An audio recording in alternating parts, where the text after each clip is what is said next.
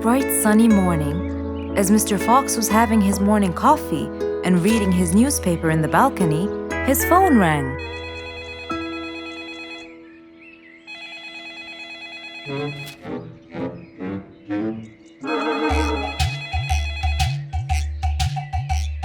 Who could it be so early in the morning? Hello? Hello, Mr. Fox. It's Rorik. Oh, hello, Rorik. How are you today? Not very good, I'm afraid. Why is that? My piano. I tried playing it today, but it sounds weird. How so? I don't know. Could you please come and check it out? Sure, I'm on my way. Thank you, Mr. Fox. I'll be waiting for you. And I'll be right there. So, quickly, Mr. Fox changed his clothes. He took his toolbox and his car keys, got into his car, and drove off to Rorik's place.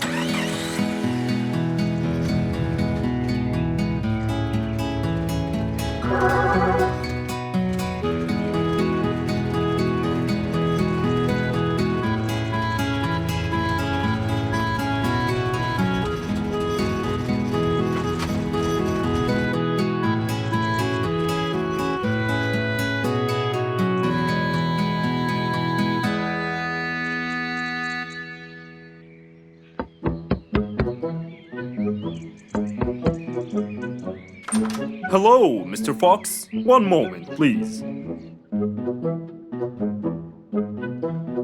Your Majesty, Mr. Fox has just arrived.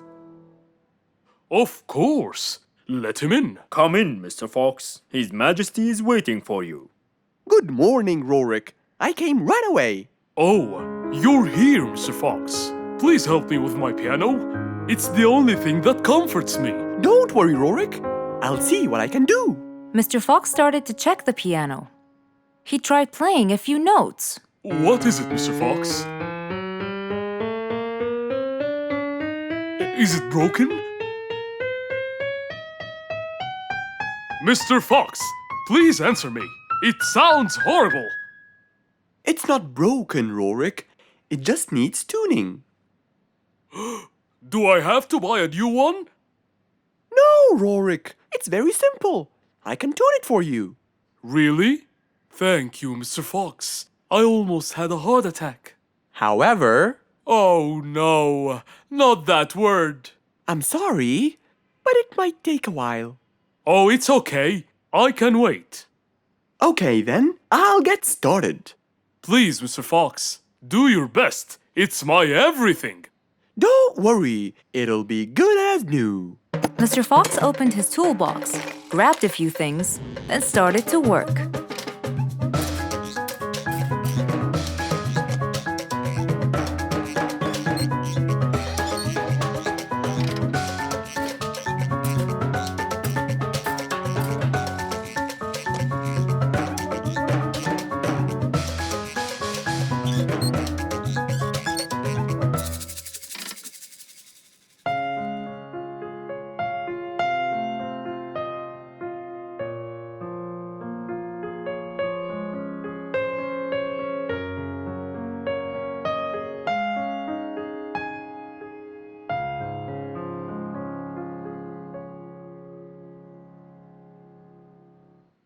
Beautiful. It sounds beautiful. Told you everything will be alright. I can't believe it. Thank you so much, Mr. Fox. Anytime, Rorik. And with that, Mr. Fox's work was all done. He waved goodbye and drove along happily. He had helped out a friend once more. For helping each other is everything you could ever wish for.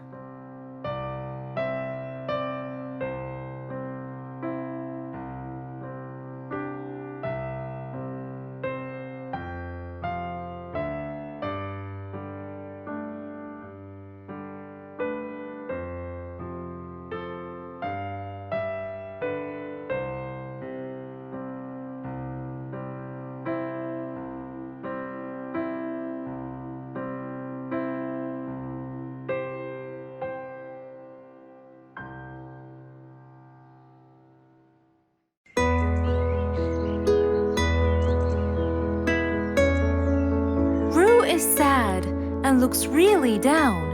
On his face, there was a frown. He had a cake, but he didn't care. And although it was his birthday, he said, "Life's not fair." Thank you, Mom. You're welcome, sweetie. Are you okay? Yeah, I'm fine.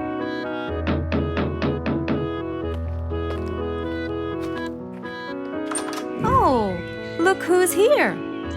It was Rue's best friends, Poppy and Fluffs.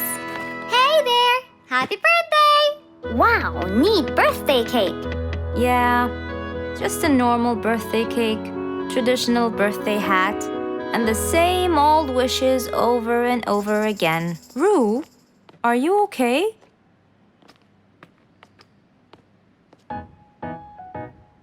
Bad timing, huh? He looks sad. I know, but the cake is still here. Oh, stop it. We have to help him feel better. It's his special day. A little bite won't hurt. Oh, sure, the cake won't hurt. But what about my fist? Fine, fine. What do you have in mind? Let's go. Where to? I know someone who can help. Mr. Fox? Duh. In an attempt to help their friend, Poppy and Fluffs went to Mr. Fox. Only he would know what to do.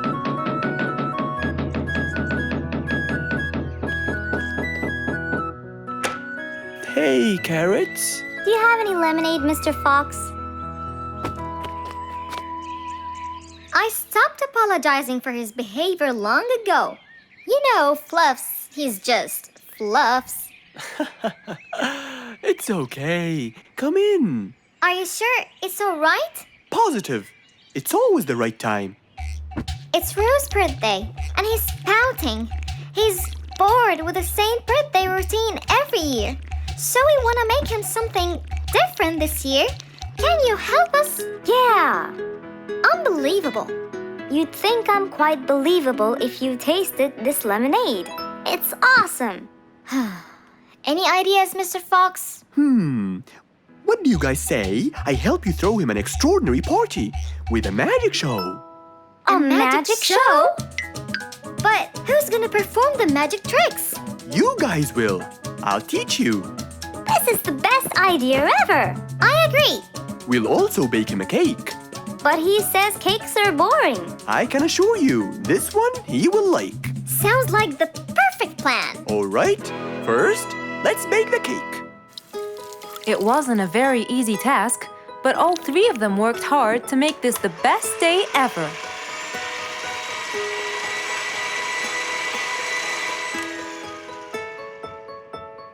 This is the coolest birthday cake ever! Now for the magic tricks. We need a bottle of water left in the freezer for around 2 hours and a plate full of ice. We'll also need some food coloring and soda.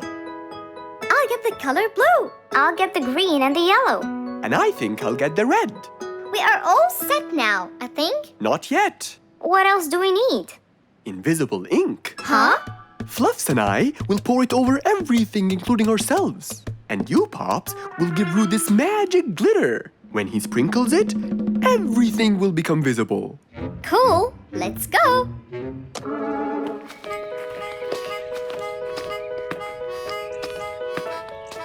Let us pour the invisible ink now.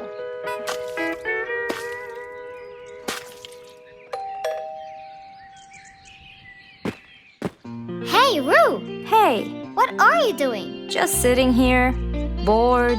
Well, not for long. Yeah, right. Well, think again. Happy birthday. What's this? You have to sprinkle it around to find out. Where? First, on the table. Wow! How did you do that? It's a donut cake! Now try sprinkling all around. This is impossible! It's the coolest thing ever! It's not over yet.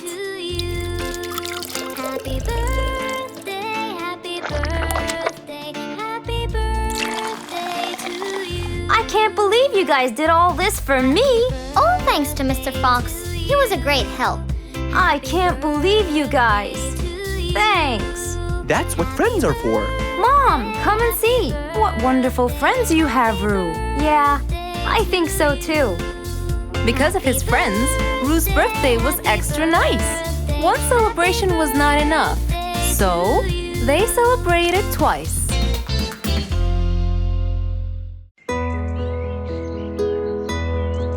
It was a bright, early spring morning. Still feeling a little sleepy, Mr. Fox opened his eyes and got out of bed.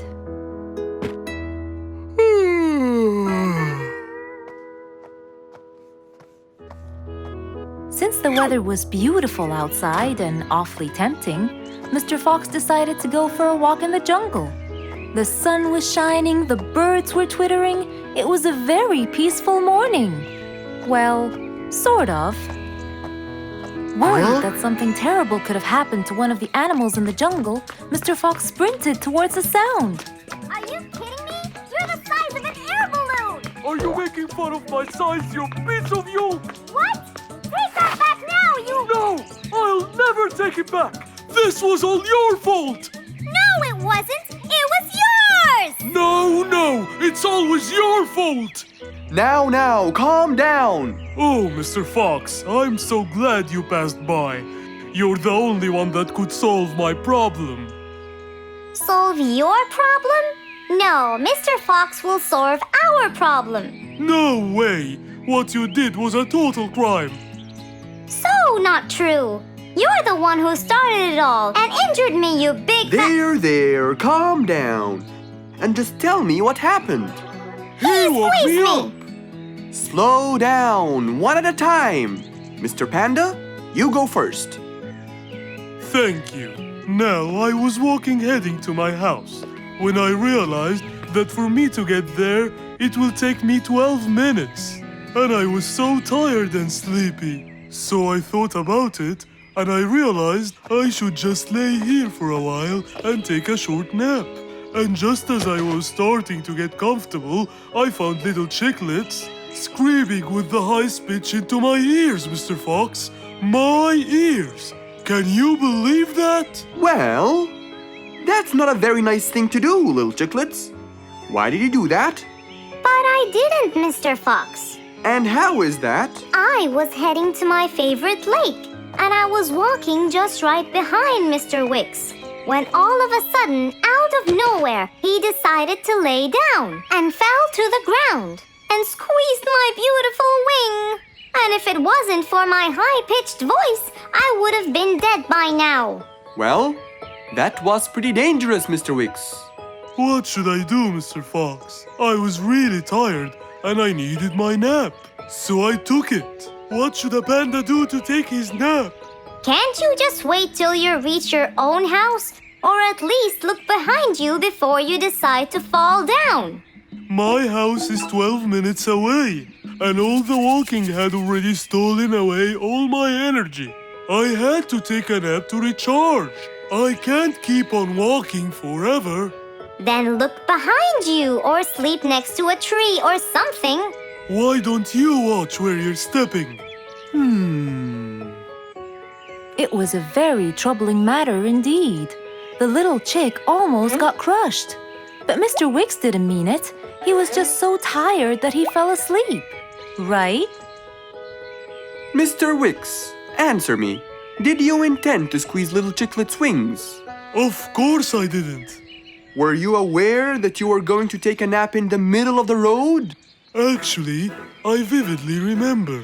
I walked to the tree side first, but when I woke up, I found myself in the middle of the road. How many naps do you need per day? From 5 to 7, I would say. Did you take a nap before you decided to head home? Of course. Do you usually nap in between? Not always, but today I went so far from my house. I tried to hurry to nap at home, but you know, I'm too slow. Say no more. I now know the answer. Really? Yes. Worry no more, little chicklets. From now on, Mr. Wicks will always nap at his own house. Just a second. Aha! There it is! Is that what they call caffeine? My, I didn't think it was that huge. No, no, no. It's something even better. Better than caffeine? And chocolates too.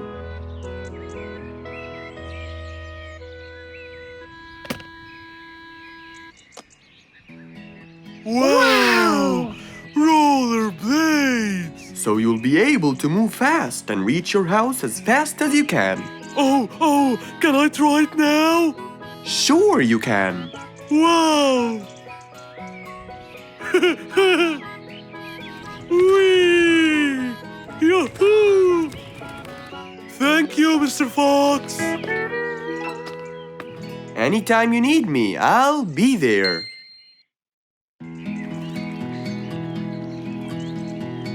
What a beautiful morning!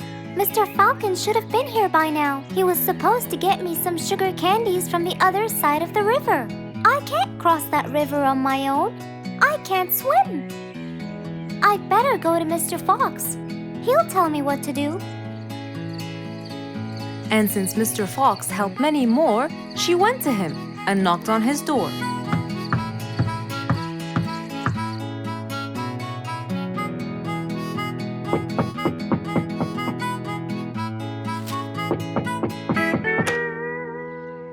Who's there?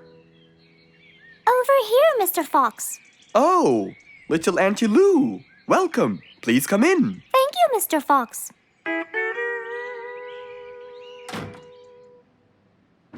What can I do for you? Mr. Fox, my problem might seem small, and I know how busy you are, but Don't worry, Auntie Lou. Whatever it is, we'll find a solution. Tell me, what's bothering you? sugar candies. Sugar candies? But you love them. Yes, Mr. Fox, I do. That's the problem. The only place I can find them is by the other end of the river side, and I don't know how to swim. Well, how did you get them before? I had some friends who would cross the river and bring me some candies with them. But I can't wait for them to go every time. I want to be able to get them myself. I see. So you want a way to cross that river by yourself. Yes. Do you want to learn how to swim? Impossible. I'm so afraid of the water. It's my worst nightmare. Isn't there any other way, Mr. Fox? Sure there is. Let me think. Mr. Fox thought quickly and without delay, for there was already another way. He'll build a bridge for Auntie Lou, so she could cross whenever she wanted to. Little Auntie Lou, how wide is that river? Very wide, Mr. Fox. It won't be easy, but let's go. Into the workshop ran Mr. Fox. He grabbed some wood and his toolbox. He put them in his Jeep and hopped inside. Then he and Auntie Lou went for a ride.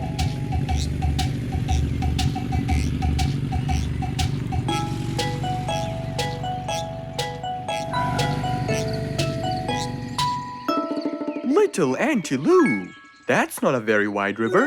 But it is to me, Mr. Fox. You're only saying that because you're too big. Maybe you're right. Little Auntie Lou, let's get started.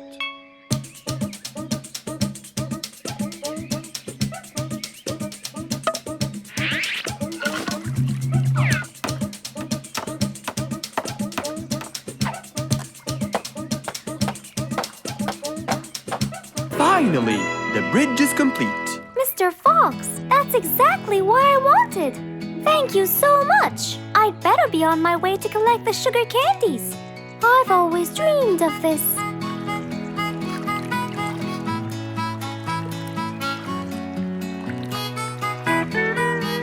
Enjoy the candy, little Auntie Lou.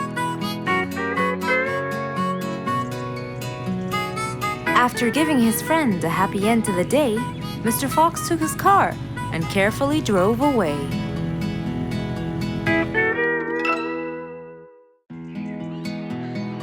An autumn windy day. It was Jumbo's birthday. He was dancing and playing with his friends, hoping this day would never end.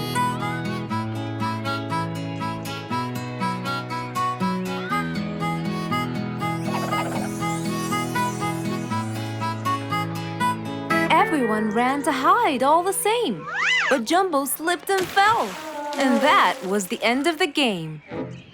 All the animals heard the fall, but Mommy Jumbo ran before them all. Jumbo!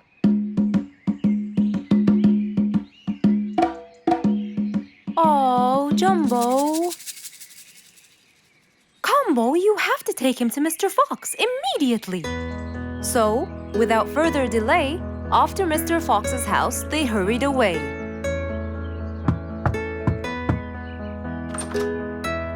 Hey, Mrs. Combo, what's wrong? Help me, Mr. Fox. Jumbo is ill. Oh, please come in.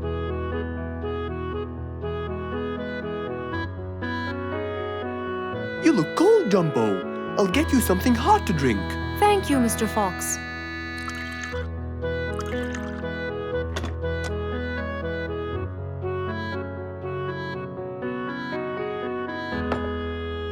We were celebrating Jumbo's birthday. Oh, happy birthday, Jumbo. Thank you, Mr. Fox. But as he was playing with his friends, he slipped and fell into the pond. He started shivering and sneezing. I feared he might be sick, so I thought I should bring him to you, just in case. Well, why don't you lie down, Jumbo, and let's take your temperature. Open your mouth. Say ah. Ah.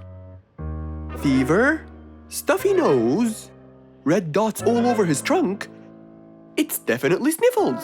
Oh my, sniffles? Don't worry, Mrs. Combo. It's just a sniffles fever. It will go away.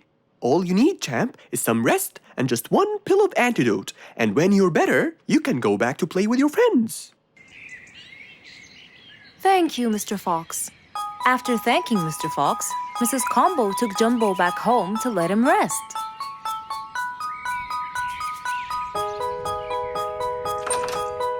All right, Jumbo.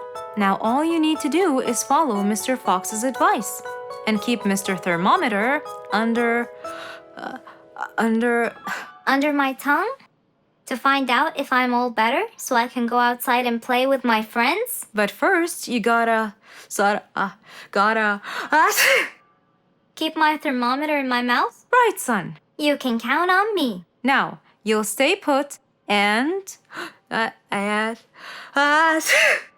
oh, sorry. Call me when it beeps.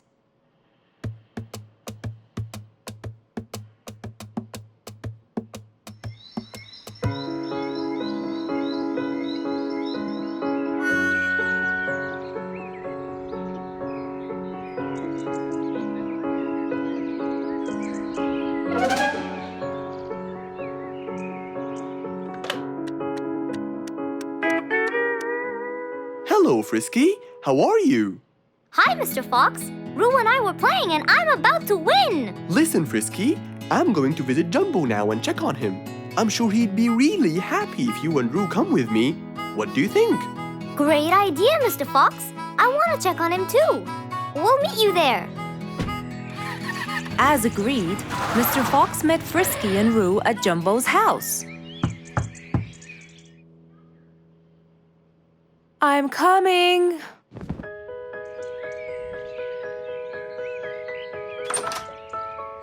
Hello, Mrs. Combo. We came to check on Jumbo. I hope he's feeling better now. Why, yes, Mr. Fox. Come in, everyone.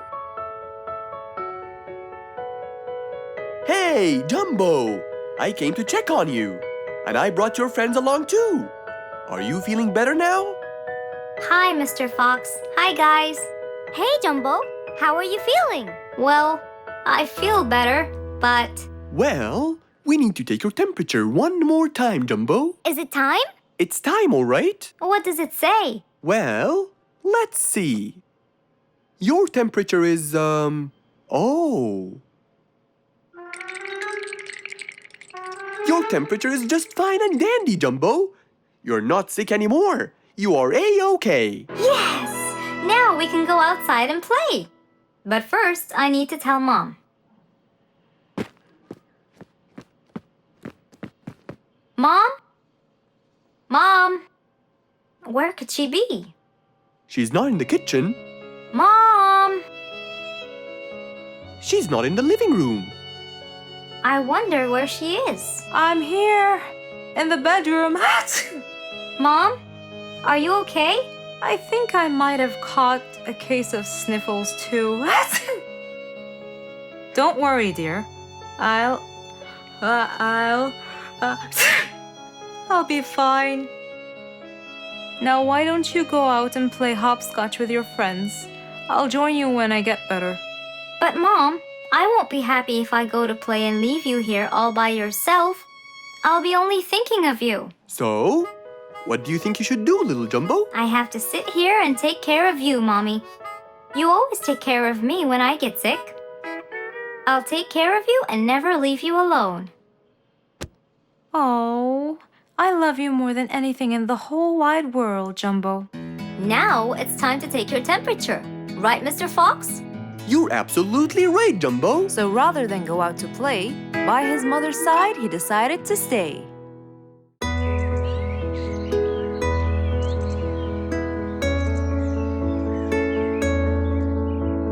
One cold morning, while everyone was shivering in their houses, Mr. Fox woke up and went to watch his favorite team play.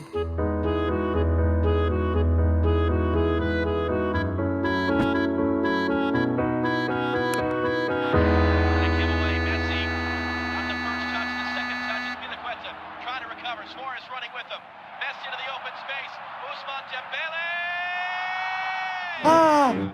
He's going to win! I wonder who could it be so early? Wait a second! I'll be right there! Good morning, Woody! How are you?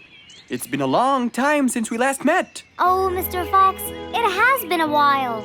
Tell me, have you finished building Nate's ship? Yes, Mr. Fox.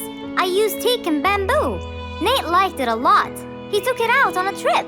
He and his friends had so much fun. Great! Mr. Fox, I noticed how beautiful your flowers look. You take really good care of them. Of course! And you know what? I'll tell you everything I know about flowers. Really? Thank you, Mr. Fox. Come in and have a seat while we talk. Okay. Woody followed Mr. Fox inside. Feeling a little cold, he waited patiently while Mr. Fox prepared 2 nice bowls of hot soup for them both. Here you go. Thank you. It's delicious. Glad you liked it. Now tell me, what's bothering you, Woody? How did you know that something was bothering me? I know you all too well, my friend. Okay. You know, it's really nice and warm here. Yes, warm weather helps me think and relax. Well, Mr. Fox, I'm sure you know that I've been a carpenter for a long time now. Of course. And during the winter, my business blooms. And my customers increase because I sell them the wood they use for their fireplace. Very good. But where's the problem? The problem is, they're not all the same. So each customer needs the wood to be suitable in size for his fireplace. That's true. And as you know, I work alone. So I take so much time and effort to cut and adjust the wood to suit each and every customer in this jungle. Sounds like a serious problem. He looks really worried. Okay, Woody, why don't you come with me to my workshop? It's round the back. There, we can think together and I can invent something to help you solve your problem. I really hope so, Mr. Fox. Don't worry, we will. I know. And you taught me that there's a solution to every problem. And Mr. Fox solves every problem. Ha ha ha! That's right, Woody.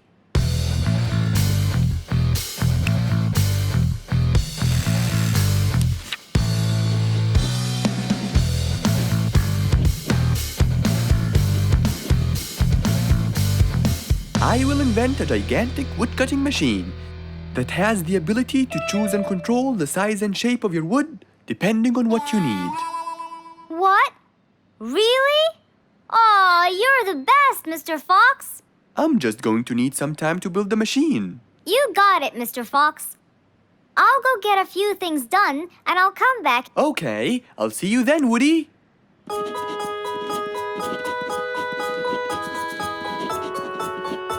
Mr. Fox started designing his cutting-edge invention.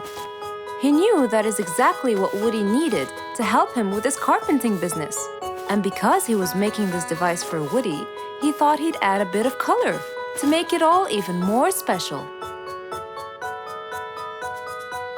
Finally, this is it! Mr. Fox's size adjusting wood-cutting machine.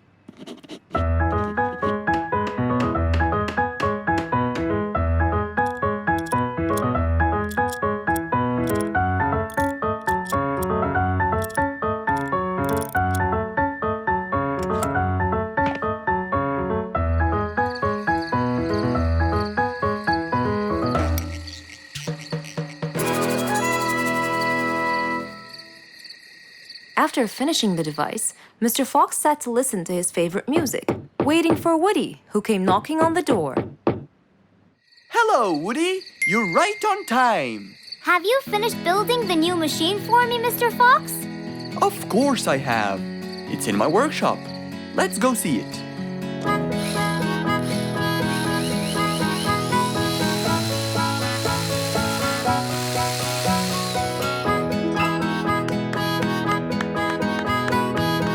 Fantastic! I don't know how to thank you, Mr. Fox. I'm really grateful for what you've done. Don't thank me. I only did what I had to do. I'd better be off now to cut more and more wood. Have a wonderful evening, Mr. Fox, and thank you again. Good night, Woody.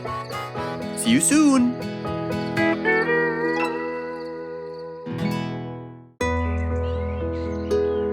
It was a bright sunny day. Mr. Fox had had his breakfast and was now out doing his morning exercises. It was then when he saw Woody, who was passing by. Ah, Woody, how are you? Haven't seen you in a while. I really missed you. I'm fine, Mr. Fox. I really missed you. I hope you're doing great. Why does he look so sad? I hope nothing bad has happened. You look a bit down, Woody. Is everything all right? Are you okay? Oh, Mr. Fox, I really need your help with an urgent matter. Don't you worry, my friend. Big or small, every problem has a solution. I assure you, everything will be all right. Oh, I know, Mr. Fox. I can always count on you. Let's go inside. I'll get you something to drink, and then we can sit down and you can tell me all about your problem. Let's go. Woody followed Mr. Fox to his house. There, Mr. Fox prepared something special for Woody to help make him feel better.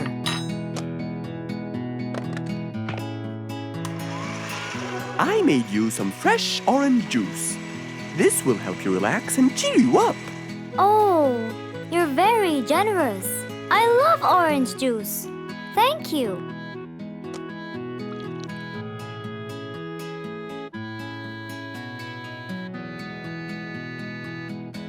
Mr. Fox, I'm really sorry to bother you over and over again, but I had no choice. Oh, no worries, my friend.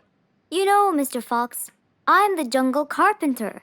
My business has been growing recently, and now I have many customers. Yes, you're a hard worker. You deserve it. I used to build boats for fishermen.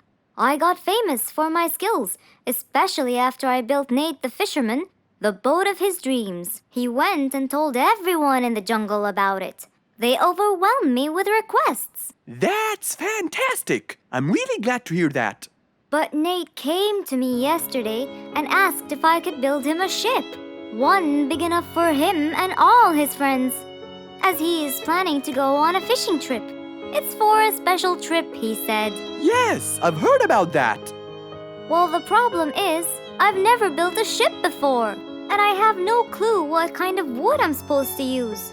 I don't know what to do. How will I build him the ship he needs without the proper wood? Will you help me, Mr. Fox? Whoa, that's a serious problem. I'm gonna have to look through my books. Well, you're never too old to learn something new. I could use some time. I'll call you as soon as I find a solution. I will be waiting for your call. I know you'll be able to help me, Mr. Fox. After Woody left, Mr. Fox started his researches on shipbuilding.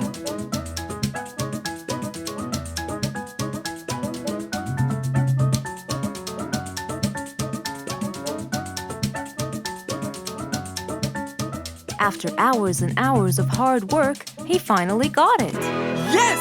I've got it! But what did he get?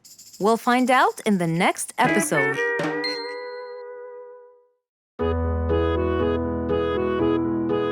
Mr. Fox was known for his kindness in helping others. Everyone went to him for advice, even Woody, the jungle carpenter. After being assigned the task of building a really big ship, he went to Mr. Fox, seeking his wisdom. Mr. Fox listened carefully to what Woody had to say, and in turn, promised to help him. He started a research on shipbuilding, and after hours and hours of hard work, he finally got it. Yes! I've got it! But there is something I need to check first. Mr. Fox went for a walk in the jungle, looking carefully at every tree on his path. Then he stopped in front of one and said, Yes! That's the one! Immediately, Mr. Fox took a paint bucket. He wanted to mark the tree, so he wouldn't forget which one it was. After that, he got into his car and drove off.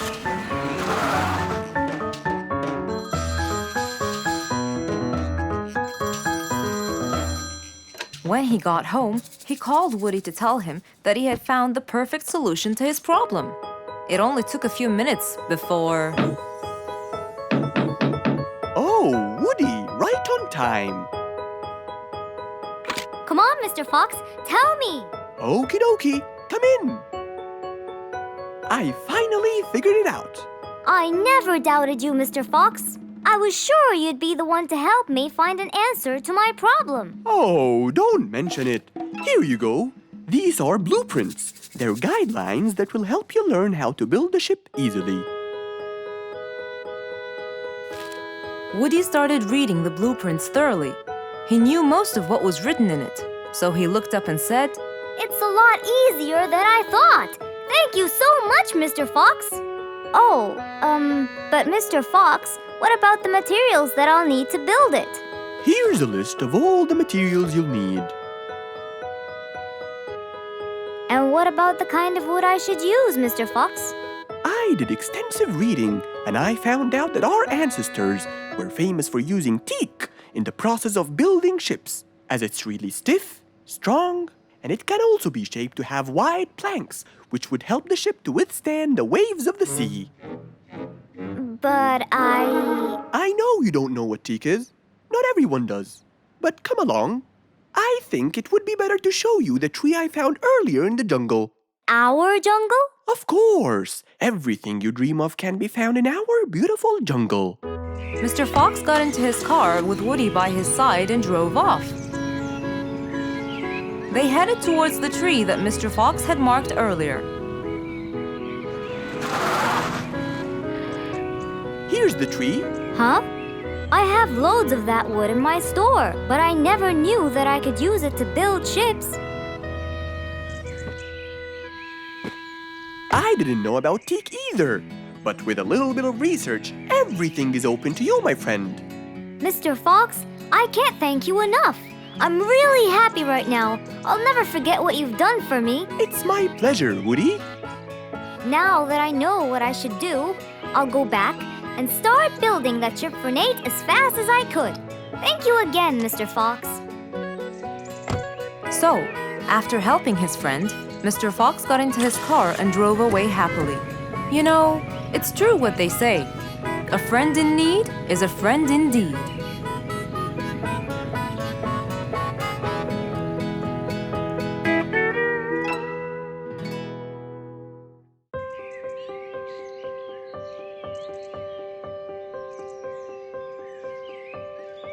It was a beautiful spring morning. The sun was shining brightly. The sound of the birds woke Mr. Fox up.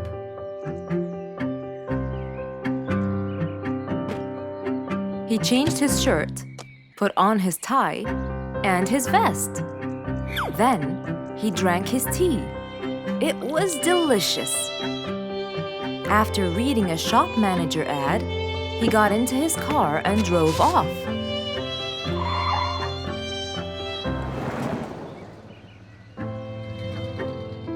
Meanwhile, little Bingo Monkey was riding his bike through the jungle. He was was having loads of fun. But suddenly, the bike slipped and little Bingo fell off. Are you okay, Bingo? Hang on, I'm coming. Yes, Mr. Fox, but my bike isn't. Oh, it looks like there's a problem with the tire. Don't worry, Bingo. I'm going to help you. Bingo, can you help me count how many nails I need? Of course. Here's 1, 2, 3, 4, 5, 6, 7, 8, 9. I think there are 9, Mr. Fox. Okay, Bingo. Let me count how many I have in my toolbox. 1, 2, 3, 4, 5, 6, 7, 8, 9. I'll get one more just in case he miscounted. So 9 plus 1. We need 10 nails. That's easy.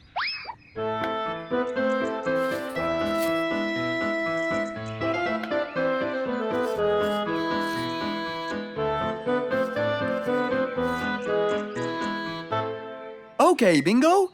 It's all done. Thank you so much, Mr. Fox. You've helped me a lot. Come on, give it a go. So once again, little Bingo rode along happily.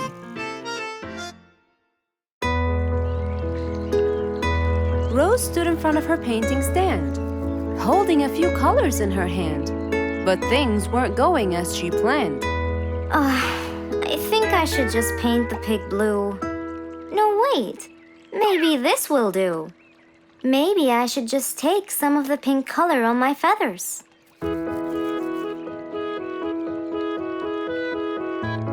This isn't working. Maybe I should call Mr. Fox. He might have some clue about what I should do.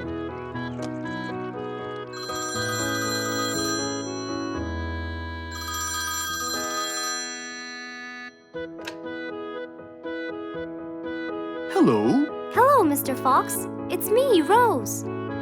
Oh, hello, Rose. How are you? I'm fine, Mr. Fox, but I do need your help with something. Do you think you could come and meet me? I'm at my usual painting place. Sure, I'll be right there. So, without a moment to lose, Mr. Fox got ready, got into his car, and drove off to where Rose was painting.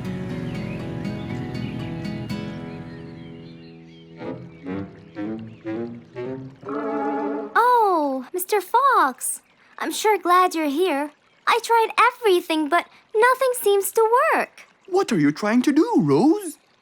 I was just trying to get some pink paint, Mr. Fox. I'm not sure that this is the right way to do it, Rose. Well, what should I do? Do you have an empty color palette? Of course. So, what colors do you need? I have red, blue, yellow, black, and white. But I still need pink, green, orange, purple, and brown. Let me see. If we take a bit of red and a bit of white, we can make pink. Oh, it's just like magic. How about the other colors? Do you want to try? Why, yes, I would. But which colors do I use? Use your imagination, Rose. I want to try red and blue. Okay. Wow! Now I can paint my violets purple. Do you want to try again? Sure. This time I'll try red and yellow. Nice! Now you have orange. It's beautiful, Mr. Fox. But I'm still missing green. Well, let's see. We still haven't mixed blue and yellow, have we? Right! This is a really cool shade of green. Now you can paint all you want. But, Mr. Fox, what about brown? Right. I almost forgot. Let's try orange and blue. Yes, that's it. I really can't thank you enough, Mr. Fox. Don't worry about it. I really like your painting. You do? Yes! It's quite colorful. Well, thanks to you. Now, whenever you're missing a color, all you have to do is try some together. All the colors that Rose once knew, when mixed together, turned to something new. Pink, purple, orange, and green. Something she had never seen.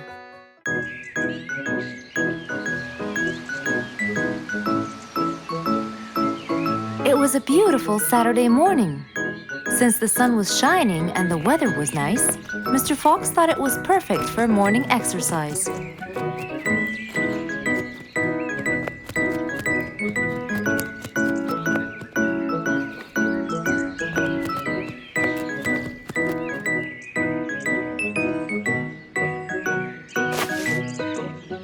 Ah, Piggy, how are you? Haven't seen you in a while. I really missed you.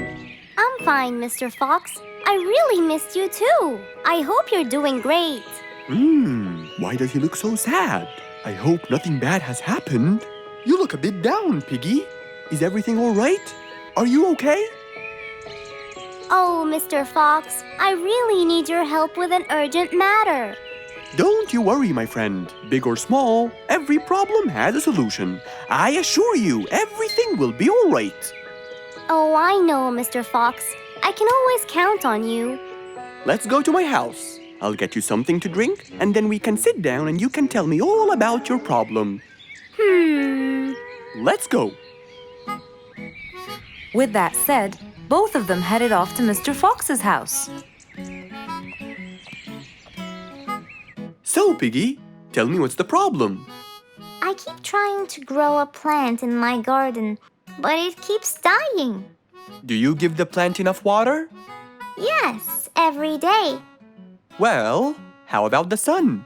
Do you keep it in an open sunny area? Yes, I do. I plant it in my garden. Looks like I'll have to come with you to find out what the problem is. Wait here for a moment, please. So, without further delay, Mr. Fox changed his clothes and got ready. Then, they both got into the car and drove off to Piggy's house.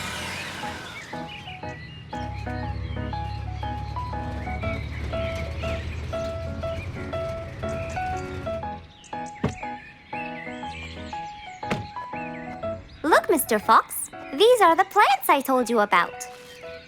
Little Piggy, the plant you're trying to grow is ivy. And ivy likes to grow on something firm, like a gate or a wall. That's how they grow so tall. Ivy? I thought it was just an ordinary plant. Well, you can still grow it on the garden wall. Piggy, do you have a ladder? Yes, Mr. Fox, over there. Okay, come with me. Hand me the drill, please.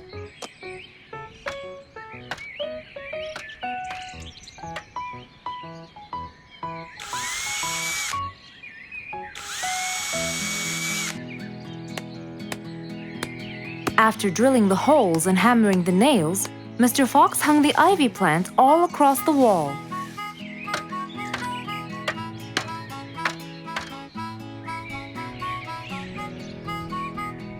Now, when the ivy grows, it will find this wire to hold on to. I got it.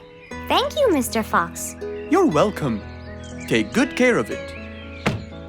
After saving the plant and helping his friend, Mr. Fox took off. And that, my friends, was the end.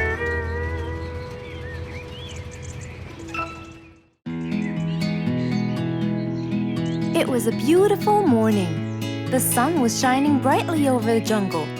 And seeing how nice the weather was, Mr. Fox decided to go for a walk.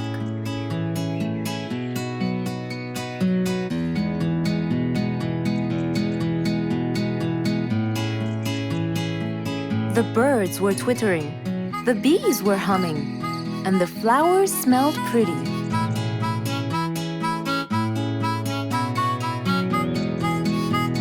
As Mr. Fox was passing by Bingo's house, he saw him doing something really strange.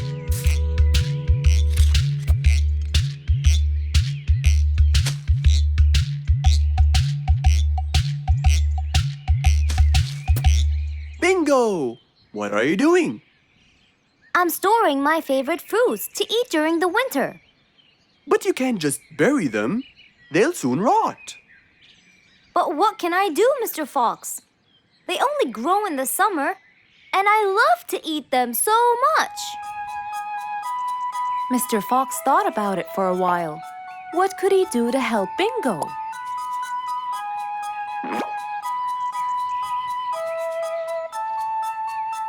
Don't worry, Bingo.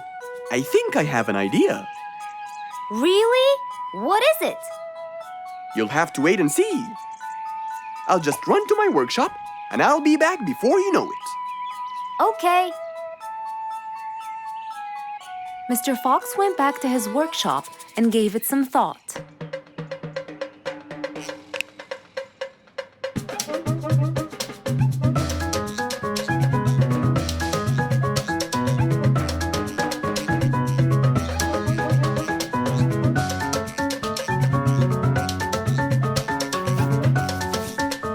After calculating all the details, he started to gather the things that he needed.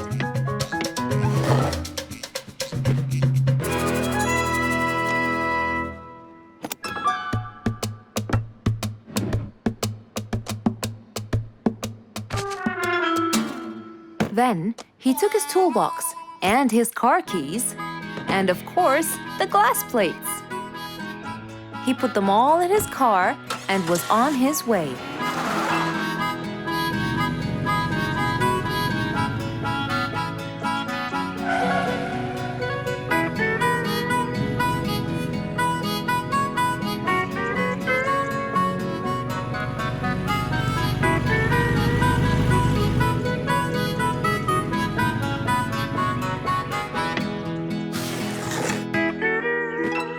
What's all this for? It's a surprise. I can't wait.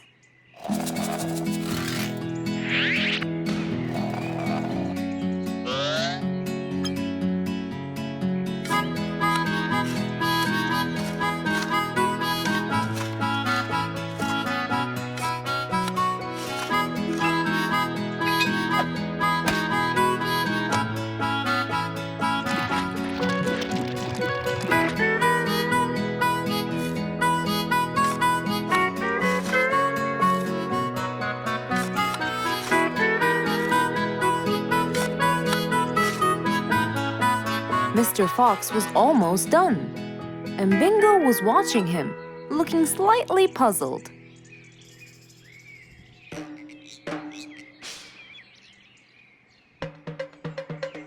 Here you go. You'll never miss pineapples again. So I can store them in here? No. You'll grow them in there. This is called a greenhouse. But it's not green. It's transparent. No. It's called green because we can grow green plants and fruits inside it whenever we want. Oh, so now I can have pineapples whenever I want? Yup. Anytime you want. Awesome! Thank you, Mr. Fox. Glad I could help. Here, this is for you, Mr. Fox. It's the best one I've got. Oh, that's very nice of you, Bingo. I love pineapples. Now you and I can eat them anytime we want. After helping out his friend, Mr. Fox went back to enjoy the rest of his day.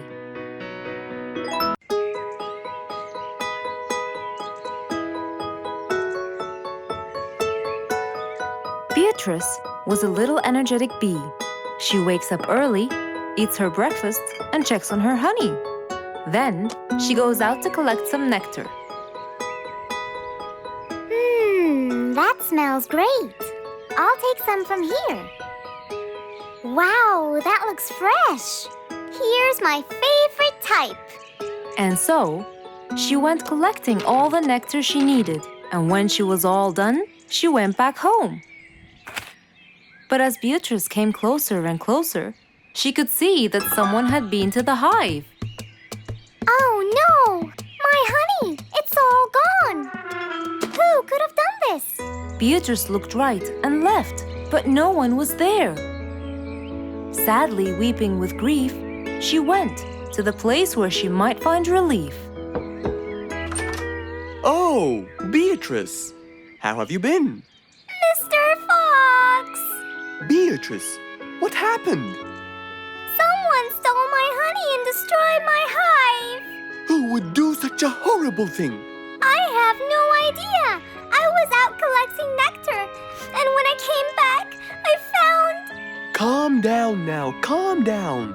I don't know what I should do. Mr. Fox felt sorry for Beatrice. He kept thinking of a way to prevent this from happening again. Aha! I got it. You know who did this? No, but I can prevent this from happening again. Really? Really? Come with me. At once, Mr. Fox ran to his workshop. He grabbed some steel, some wooden plates, and his toolbox. He then hopped into his car with Beatrice by his side and drove away.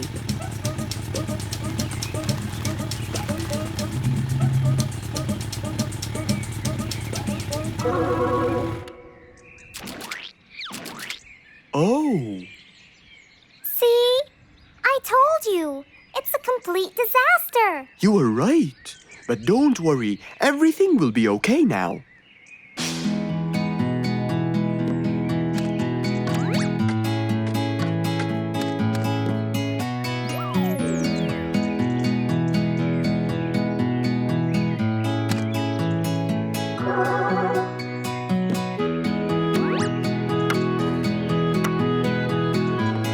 Mr. Fox started to work. He got the wooden plates and built a box out of them, which he put on the tree branch. Then, he surrounded the box with steel. He made sure the nails went in properly and made a door for little Beatrice. Now, all done. Wow! It's amazing! Thank you, Mr. Fox. There, take this too. And what's this? This is the key to your hive, so no one would enter without your permission. Really? Oh, I can't thank you enough. Don't worry about it, Beatrice.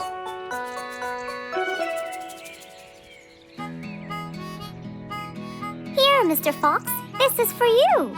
What's this? It's one of my delicious honey jars. It's the best kind I've got. Oh, you didn't have to. Well, thank you, Beatrice. And as Mr. Fox drove away, he thought that this was the perfect end to the day.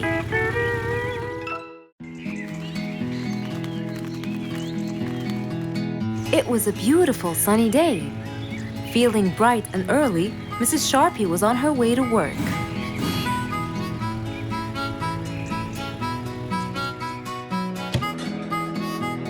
Good morning, Sharpie. Good morning, Emma. You're looking good today, Sharpie. Thank you.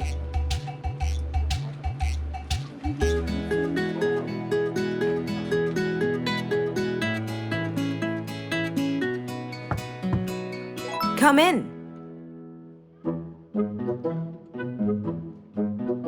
Good morning, Mrs. Susan. Oh, good morning, Sharpie. Today's gonna be a special day. I hope so, but why? Well, we have more packages that need to be delivered to their owners on time. And there's a special package for the king. I'm on it, Mrs. Susan. After piling them all up, Mrs. Sharpie went to deliver the packages.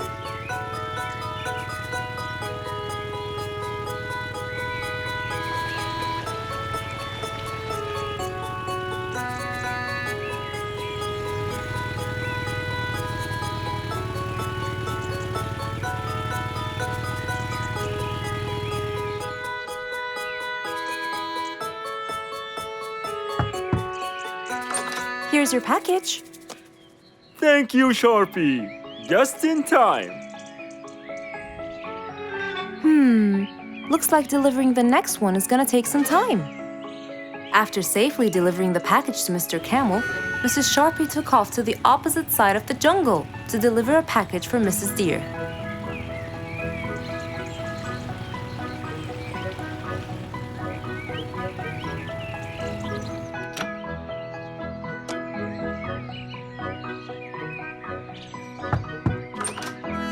Here's your package. Thank you. But why were you late? I waited all morning. Next was Mrs. Bird's package, and that was south of the jungle. That was very tiring for Mrs. Sharpie.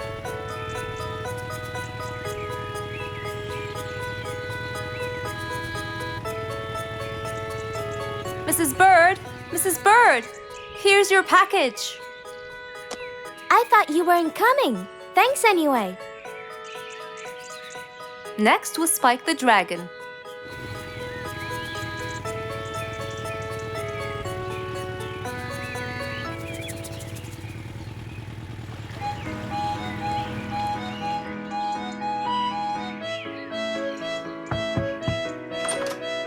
Here's your package. I never thought you'd be late. Oh no! It's the last package I'm delivering today. I hope the king is not too upset that I'm late. Worried and a little scared, Mrs. Sharpie took off to deliver the last package. She was already late as it is. The last package was intended for the king, and after being all over the jungle, will she be able to make it in time? Here you go, Mr. Timber. This package is for the king. Thank you, Sharpie. But the king was worried and a bit upset. Why? Well, he had to wait all day for this package. You're not usually late, Sharpie. He was very upset. My sincerest apologies. I'll be more careful next time. Mrs. Sharpie was very tired and really upset. Having to deliver packages all over the jungle was no minor task. So, she decided to go to Mr. Fox and ask for his help. Oh, hello, Mrs. Sharpie. How have you been? I'm not good at all, Mr. Fox. You have to help me. What happened? I've got a lot of letters and packages, and I keep flying east and west all over the jungle. This won't do, Mr. Fox. I'm so tired. Oh, Mrs. Sharpie, you do look exhausted.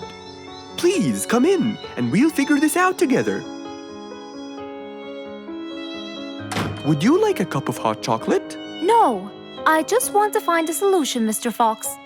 Okay. Tell me what the problem is exactly. I get too much letters, so I fly to deliver them.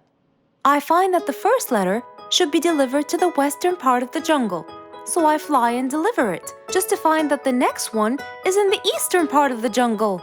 And when I fly and deliver it there, I find that the one after it is in the north.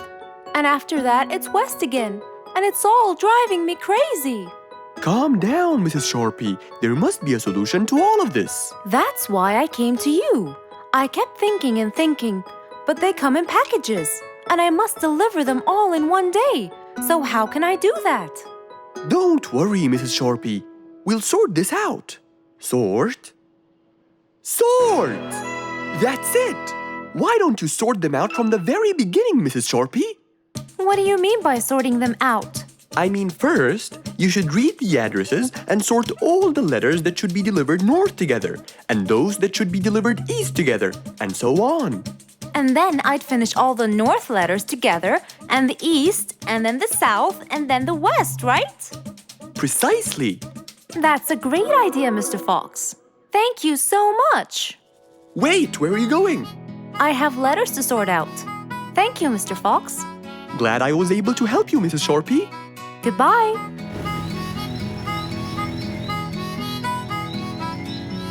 Happy with the solution she got, Mrs. Sharpie took off and looked forward to a new day with her new planned plot. It was a nice warm autumn day. Mr. Fox was doing his morning exercises, sit-ups, push-ups, and running on the jungle track. A very refreshing start to the day. But then, unexpectedly, fog started to form, stopping any plans to enjoy the beautiful weather. Why is there fog covering the whole jungle? This is really strange. It's been happening a lot lately. I really hope everyone's all right. I should head home now. Oh, I think I should probably stay home today. I don't have my morning newspaper yet. And how would I? It's impossible to see. Aha! Wait a minute. I'll try calling Mr. Falcon. He'll definitely tell me what's going on. Mr. Fox held the phone and dialed Mr. Falcon's number.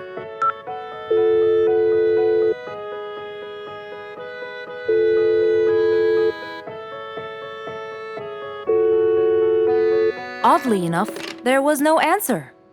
I guess he's not home. Maybe I can reach him on his walkie-talkie. As Mr. Fox went to look for his walkie-talkie, he heard a loud knock on the door. Huh?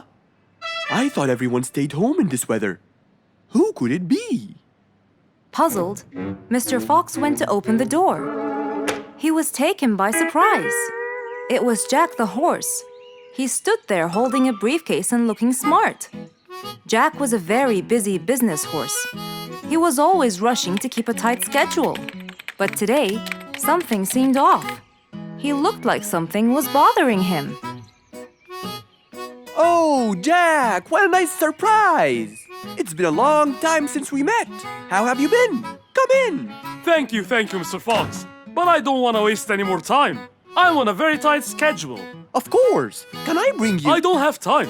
I just needed to talk to you urgently, Mr. Fox. Have a seat, please. And as you know, time is money. Wait. Hold on. First, tell me how you managed to get here in this bad weather. There's no time. I'm so busy, and I need your help with something important. All right, tell me what's the matter. Well, it all started last week. After long and weary negotiations, I won a bid for a gold mine located in the eastern part. Long story short, a gold mine obviously contains gold. But no matter how hard I looked, I found nothing but dirt. I was really frustrated. I was disappointed. And I knew that buying the mine was a mistake. What do you think, Mr. Fox? That's really strange. That mine is widely famous for its gold. I have an idea. We go there now and see what we can do. But wait here for a second. I need to bring something that will help us. Are you sure you don't want to drink anything? Yes, thank you, Mr. Fox. But please, hurry up. You know that time is money, and I can't waste any more time. I get it. Just give me 2 minutes. Too much, Mr. Fox. So, Mr. Fox went to his room to change his clothes, trying to be quick. Then, he went to his workshop. He looked everywhere for his metal detector. When he found it, he took it and went back to his house, where Jack was standing there looking at his watch, with that usual impatient look on his face. Mr. Fox, why are you late? I have a really important meeting tonight at 8, you know. We're making a deal, and I don't want to waste any more time. You know that time is money. Time is money. I know that, Jack. But now we're wasting more time, aren't we? Right. Let's take my car, Mr. Fox. Okay. The fog had gradually started to clear away, and the vision became clearer and clearer. But as Mr. Fox was about to get in the car, something happened. What's that? What's going on? What happened? That's what we'll find out in the next episode.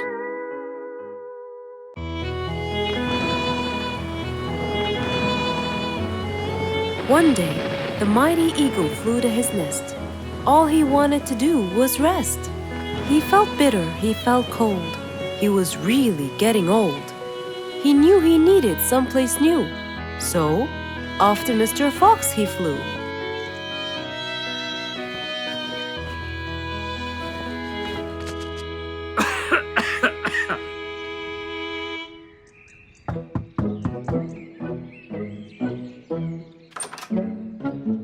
Oh, hello, Mr. Eagle. You look so tired. Please, come in. Thank you, Mr. Fox.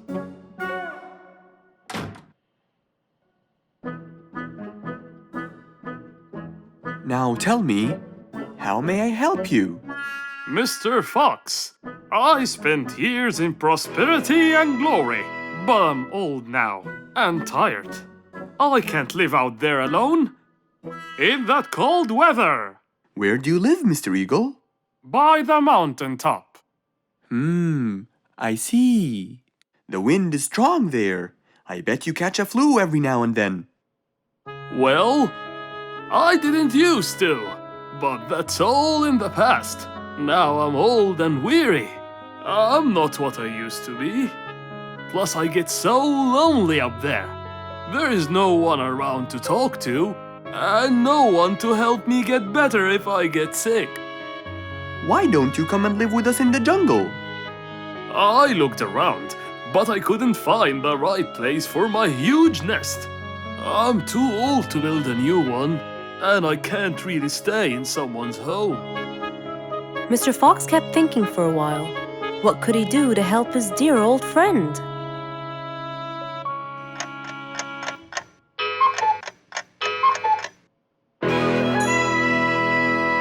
I got it! I think I can help you build a new house. Have no worries.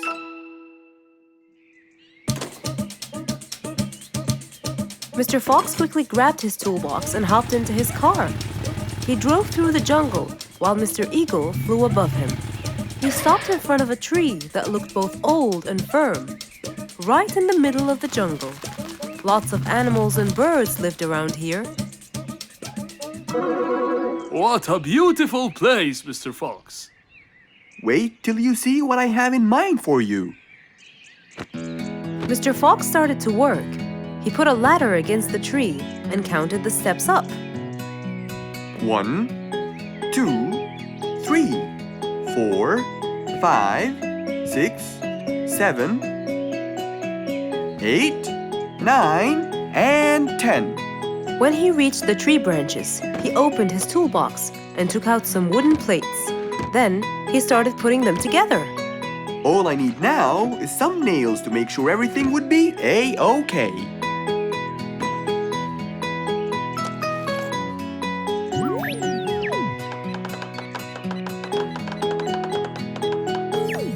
We're almost done, Mr. Eagle. Can't wait to see what it will look like, Mr. Fox. Oh my!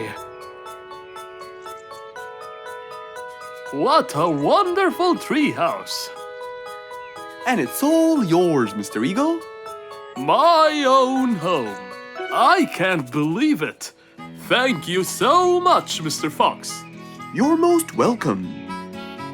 As Mr. Eagle got inside his new house and closed the door, he felt a happiness like never before. He knew Mr. Fox's idea was truly the best, for there was comfort, there was warmth. He felt really blessed.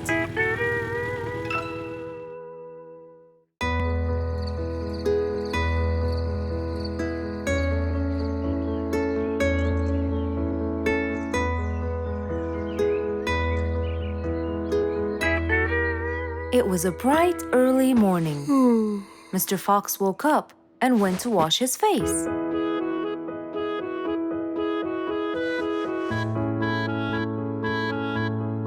Since he was feeling a little hungry, he went to prepare some breakfast. He prepared fruits, some cheese, a fried egg,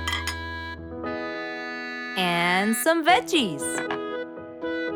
He looked around for some bread, but couldn't find any. No problem. He'll go to the bakery and buy some.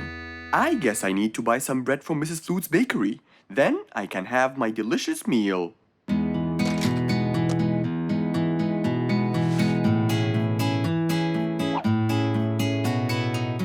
I'm very hungry. I'm sure glad the bakery is close by. I won't be needing my car.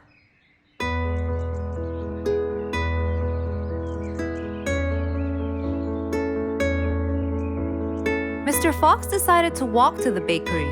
He really enjoyed the early morning breeze. And on his way... Good morning, Mr. Fox! Oh, Mr. Falcon! How are you? Are you getting enough sleep? Yes! I can sleep most anywhere now, and it's all thanks to you, Mr. Fox! Glad to hear that, my friend. See you around.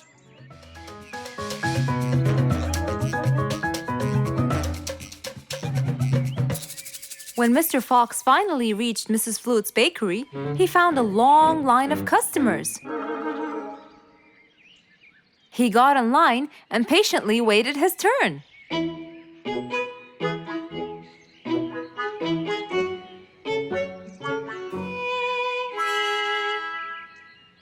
Wow!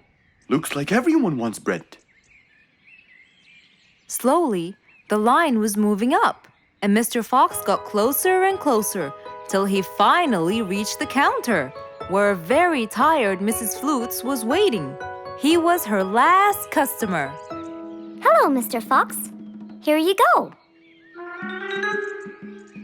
Hello, Mrs. Flutes. You look really tired. Yes, Mr. Fox, it's becoming more and more exhausting. Why? The number of customers has increased lately after I upgraded both the bakery and the quality of the bread that I produce. That's great. I know it's great, Mr. Fox, but the thing is, the rate of bread production is really low. Well, compared to the number of customers, that is. But why is the rate of production low? Well, Mr. Fox, grinding the wheat takes loads of time and effort. Sometimes it takes over a day or so. That's basically why everything else gets delayed. What should we do to solve this problem? Okay, Mrs. Flutes, I will head home now and eat my breakfast and try to think of a solution. And I'd like you to pass by my house tonight. I'm sure I'd figure something out by then. Really, Mr. Fox? I can't wait to hear your solution. I'll come by your house as soon as I get off work. Okay, see you later, Miss Flutes. See you later, Mr. Fox. Mr. Fox went back home to have his breakfast. Miss Flute's bakery is truly the best. I have to solve this problem or she won't be selling any more delicious bread.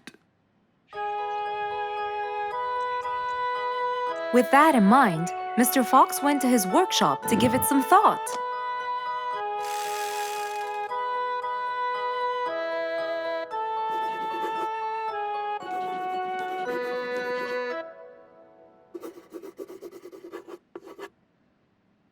Finally, he had a great idea.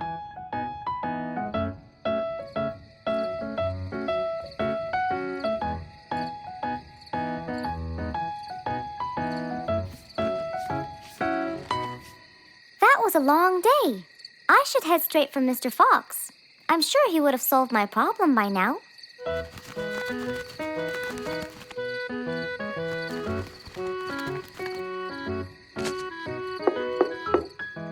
That must be Miss Flutes.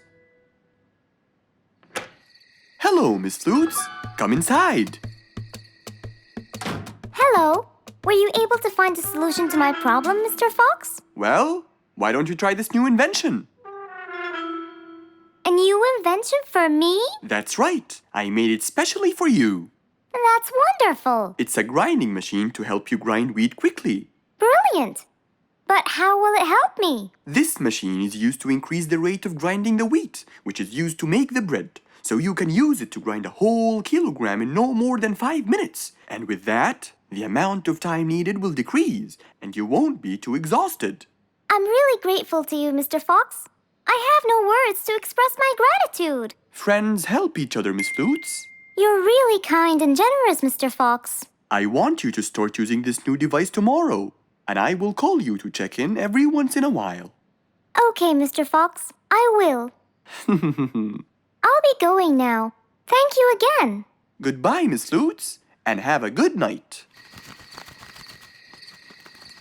And so, Mr. Fox waved goodbye to Mrs. Flutes. Then, he sat on his comfortable sofa. He looked out his window and admired the jungle he lived in for so long. He happily thought to himself, I love helping my friends.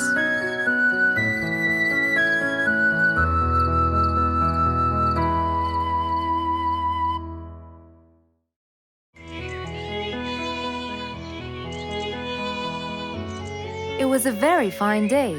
In the beautiful month of May, Mr. Fox decided to go for a walk.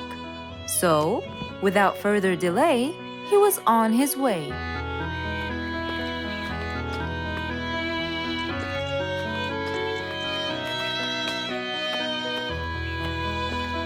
While Mr. Fox was walking, enjoying the sun and the trees, he heard a quarrel at a distance and someone saying, Stop! Please!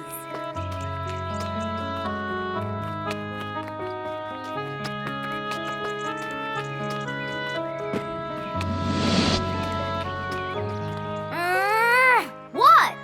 Can't a monkey enjoy a spring nap in peace? Nap somewhere else. I don't care. Excuse me? You splash somewhere else. You've got the whole ocean. That's more than enough room. What's going on here? I like it here, and I'm going to stay. You stink! Bingo? Bite me. Bubbles? I gobble you up, but I prefer a healthy diet. What's the matter with you two? I'm calm and happy. I'm just simply awesome. Mr. Fox, can you believe her? Honestly, I don't believe the fact that you two are fighting in this lovely weather. You tell him, Mr. Fox. Such a gloomy monkey. All I want to do is take a nap. Such a gloomy monkey, such a gloomy monkey. Bubbles, stop that. What's your problem, Bingo? What can I say, Mr. Fox? I just wanted to nap on my hammock. But Bubbles kept splashing water all over me. And it's so irritating. As if it wasn't on purpose, Mr. Fox. I just wanted to enjoy spring my way. Can't I enjoy the weather however I please? Of course you can. But Mr. Fox! And you too should enjoy your spring nap as well, Bingo. Finally! That's right. Go enjoy your spring sleepiness some other place. Say what now? You know what? I've got the perfect solution to your problem. Really? Yes, and it's very simple. What is it, Mr. Fox? Wait here for a second. Don't splash water for a short while, okay? Fine.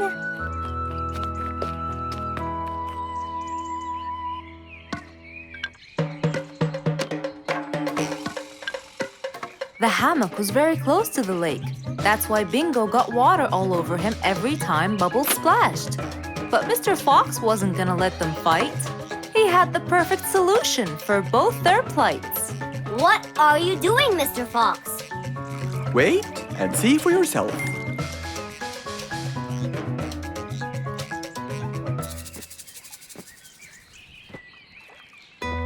Let's see. First, we'll untie the hammock. 1, 2, 3, 4, 5. Now, we'll go a few more steps up and tie the hammock again. Here's good. There you go. Try it now, Bingo.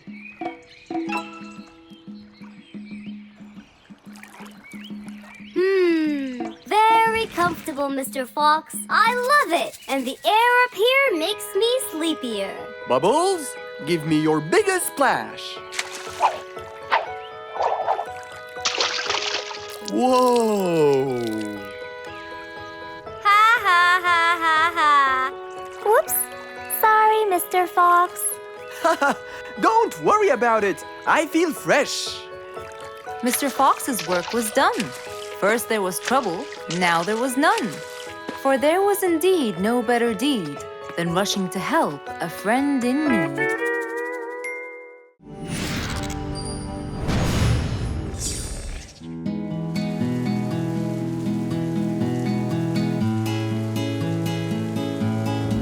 One stormy winter night, when most of the animals stayed warm in their beds and turned off the lights.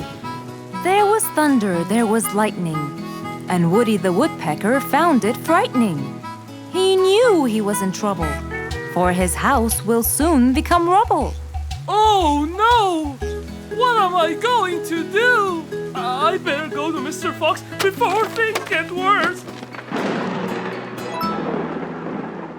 With a nice cup of hot chocolate, Mr. Fox continued reading his book when the doorbell rang. It was winter. No one would walk in the rain unless they had a complaint. Woody, what are you doing walking around in such cold weather? Hurry, come in.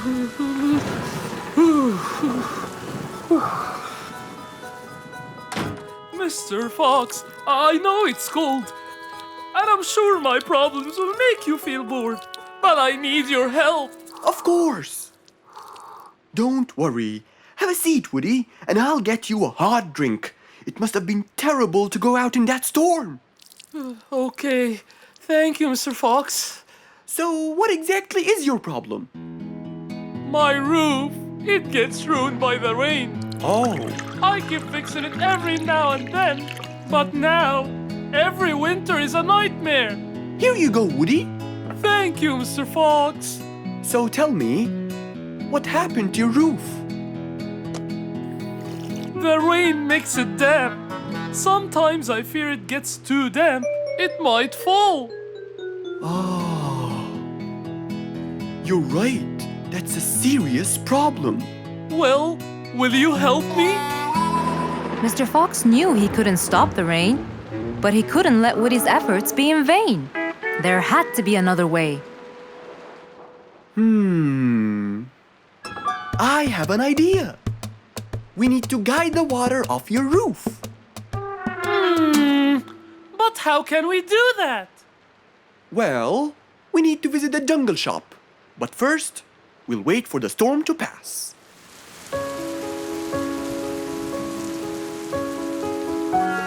Finally, the storm faded away, revealing a bright, warm, sunny day.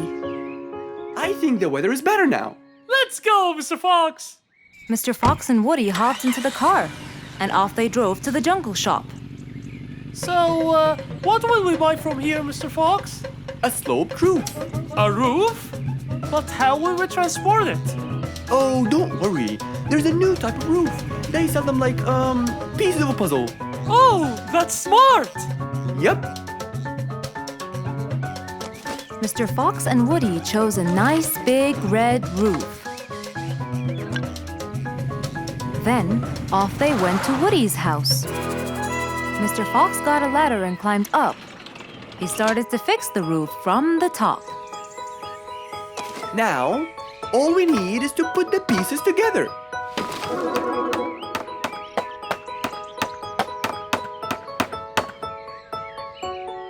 All done. I'm coming down. Wow, it looks great!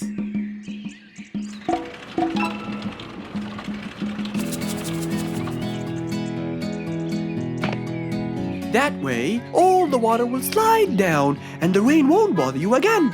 So, does that mean no more rainwater will enter my house, Mr. Fox? Of course not. I guarantee it. Oh, I'm so happy! Thank you so much, Mr. Fox. Oh, it was nothing. We all like living in a dry, warm place in the winter.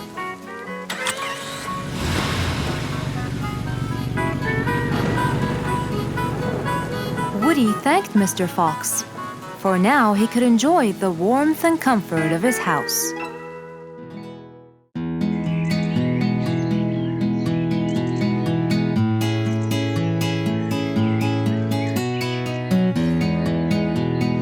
Spike the dragon always bragged about how good he was at photography, and all he wanted was just one little chance to prove to everyone how talented he was. It didn't take long before someone actually recommended him to be the official photographer of King Rorik the Lion's birthday party. All done and send. Wow, that's a nice picture. Now we know who'll be our photographer. And immediately, Mr. Tiger sent a message to Spike. Oh! Finally, someone recommended me. I won't let them down. I promise. And so, Spike started to train and practice some more. His pictures were beautiful, and he felt so happy. Everything went well until the morning of the party.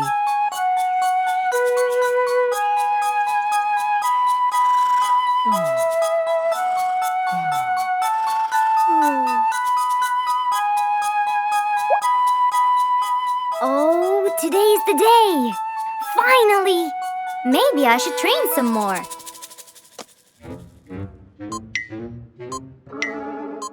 Huh? Oh no! What have I done? While Spike was testing his camera, he pressed on something that changed his camera settings. Now all his pictures turned to white. Spike tried to change it back. He cleaned his lens and checked his filters, but all was in vain. What will I do? Oh, what will I do? I must go to Mr. Fox at once. Feeling so worried and sad, and with no clue what to do, Spike held his camera and flew off to Mr. Fox.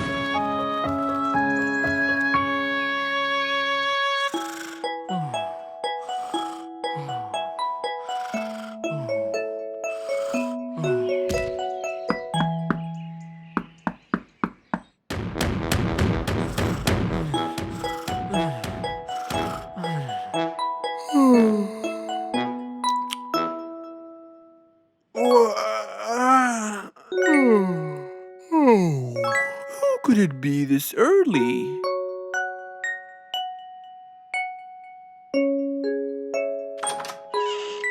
Oh, Spike, it's you. Help me, Mr. Fox. My camera. Help! All white, broken. Help! Calm down, calm down. Please, come in. Spike followed Mr. Fox inside. He sat down and started to speak slowly. You know today's the king's birthday party. Yes, and you've been hired as the official photographer. Congratulations, Spike. Oh, Mr. Fox, it would soon be condolences. What? Why? My camera. It's broken. Broken? Yes, I woke up early today and tried to check it. But I found that every picture I take becomes white. Have you checked the lens? Yes, and I re-cleaned them to be sure. But it's no use.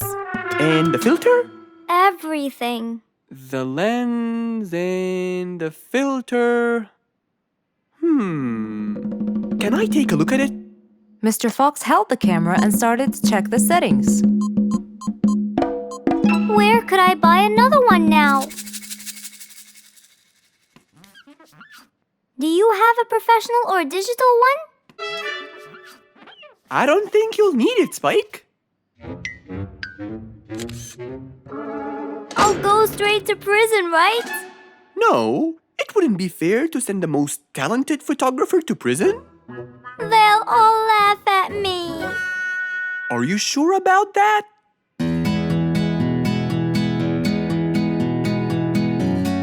Mr. Fox took a picture with the camera and showed it to Spike, who couldn't believe his eyes. Wow, it's back. What was wrong with it? Looks like you accidentally increased the gamma. Oh, I forgot to check that. Thank you, Mr. Fox.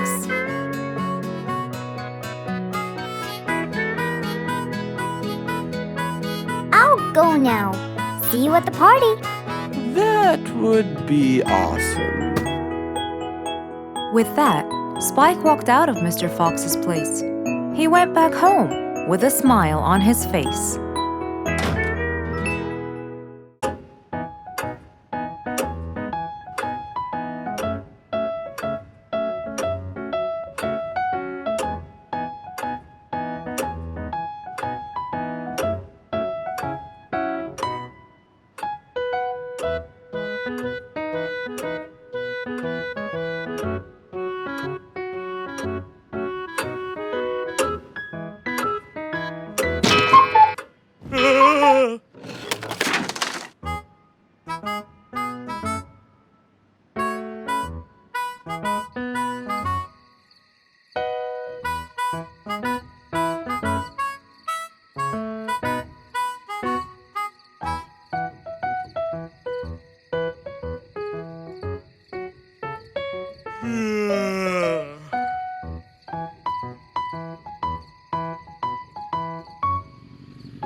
It was past midnight.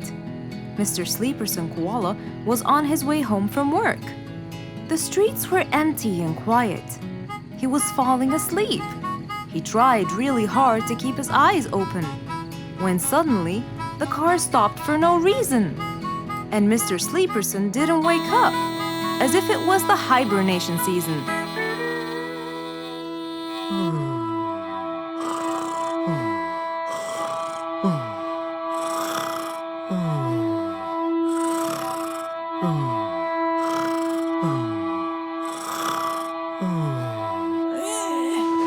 What is that? Mr. Sleeperson fell asleep on his driving wheel.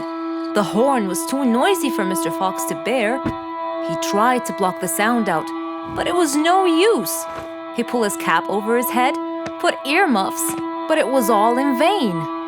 He couldn't bear that horrible sound any longer. What a horrible sound! Who could it be this late at night? Oh no! Mr. Sleeperson! It's you again! What brought him here this time of night? And he slept on the driving wheel! Excuse me! Mr. Sleeperson! Hello? Hello? Oh, that's enough! What? Where? What time is it? It's 2 in the morning. And you fell asleep on your driving wheel in front of my house. Oh, Mr. Fox. Hello. Oh my, it's 2 a.m. Oh, you noticed? So how can I help you, Mr. Fox? Help me? Help me? You're the one in front of my house.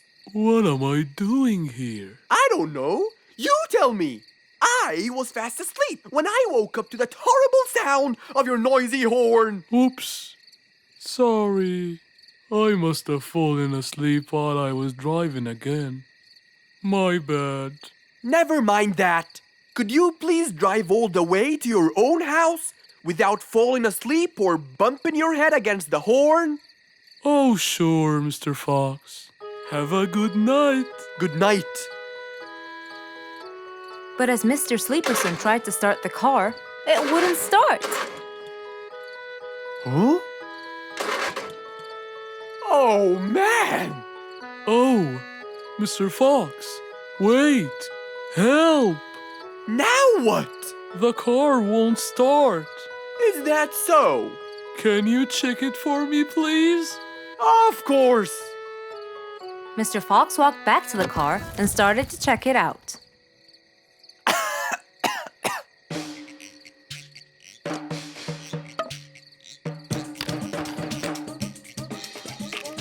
Everything seemed fine. However, when he lowered the hood cover, he found Mr. Sleeperson sleeping in the back seat. He couldn't control his anger. He banged the hood cover. But Mr. Koala was still asleep. Mr. Fox decided to hop into the front seat and try to start the car himself. Huh? Mr. Sleeperson! Your car is out of fuel! Who? Where? Your car is out of fuel! No way! Oh, What will we do now? you have to fill the tank! Okay. Mr. Sleeperson! What? Wake up! I'll fill your tank for you. I have some fuel in my house. Oh, that would be great.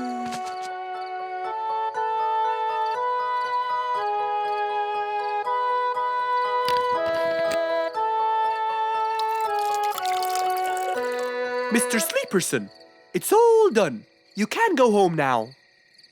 Oh, thank you. Thank you so much. You're welcome.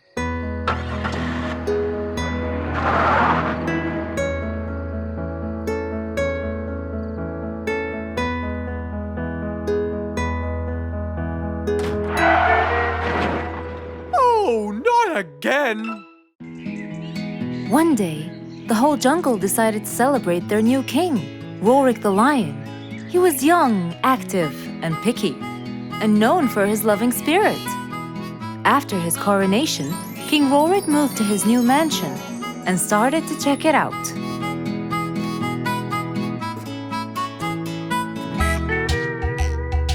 Great, and that's my throne, right? Exactly, Your Honor. Well, I'd better check it out. Yes, please do.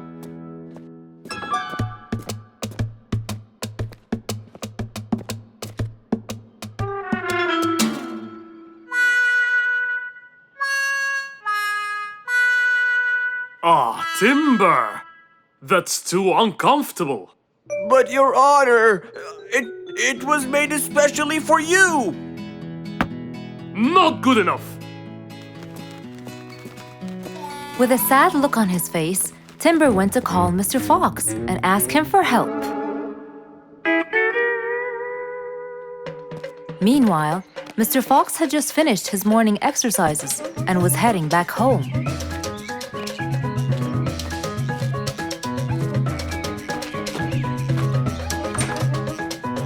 After a cold shower, he changed his clothes and had some tea.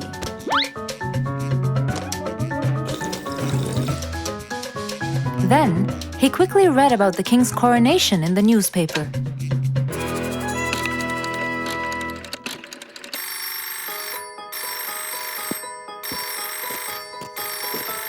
Hello?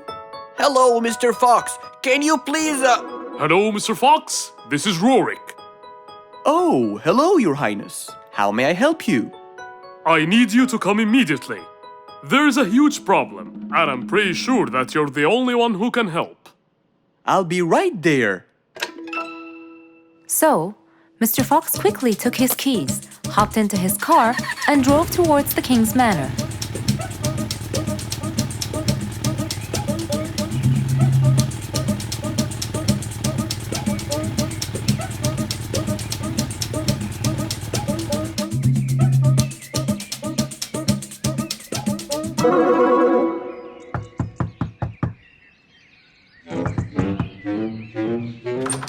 Hello, Mr. Fox. One moment, please. Your Majesty, Mr. Fox has just arrived outside requesting an audience. Of course. Let him in. Come in, Mr. Fox. His Majesty is waiting for you. Good morning, Your Highness. What seems to be the problem? Oh, Mr. Fox. Good, you came quickly. Always at your service.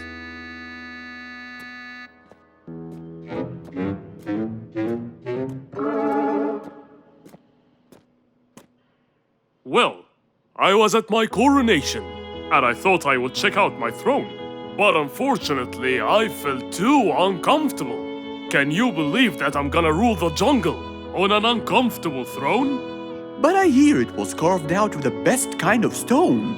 But it still hurts my back. Oh my! Anyway, I've decided to design my own throne. What a great idea! But I need your help to make it as soon as possible. It will be my pleasure, Your Highness.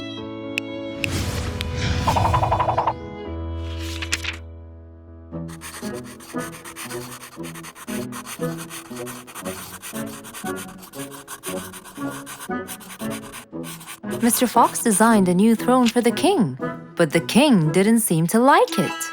I know just the thing for you. Mr. Fox took his tape measure and got to work. He took measurements and made estimations. This wasn't going to be easy, but Mr. Fox was gonna give it a try anyway. He hopped into his car and took off for the jungle store.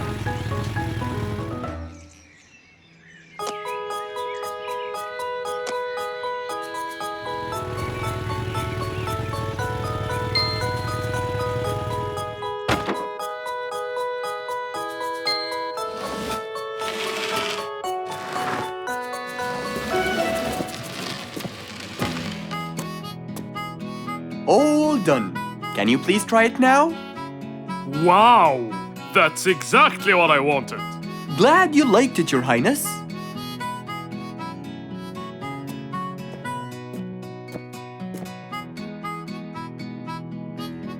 And there you have it, the new King of the Jungle.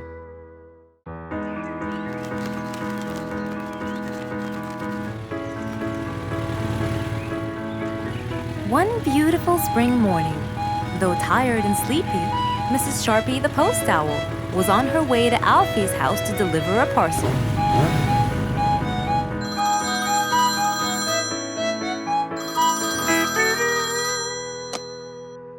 This is Alfie. Who is it? It's Chip, Alfie. How are you? I'm fine, thank you. Great! I sent you the new sheet music, which you have to rehearse. Of course. I will as soon as it arrives. As soon as Alfie hung up the phone, he heard a knock on the door. Good morning, Mr. Alfie. I have a parcel for you from Mr. Chip. Oh, thanks, Sharpie. I better start. Alfie took the parcel and got out the sheets. And then he went off to practice. Alfie the sea elephant was relaxing on the seashore, for it was his favorite place to be. He loved playing his violin, but suddenly the strings became so thin. And as he gave it a hard play, the strings snapped, and Alfie's face turned pale gray. Huh? Oh no! Not my violin! It's my one and only hobby! What shall I do? Oh, I know! I must go to Mr. Fox! Alfie walked towards Mr. Fox's place, hoping that he could help and solve his case.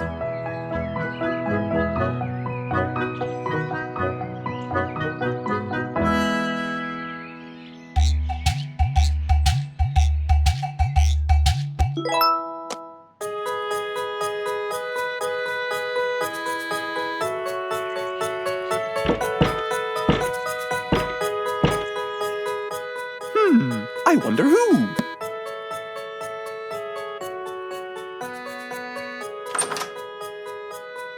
Alfie, our star musician. Welcome.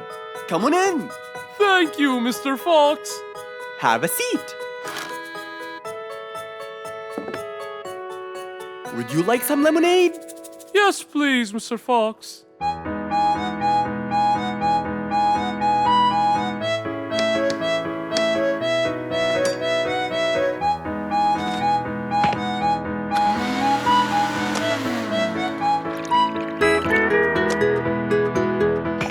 Mr. Fox came back with a glass of lemonade. He gave it to Alfie, then he noticed his violin. Oh, what happened to your violin?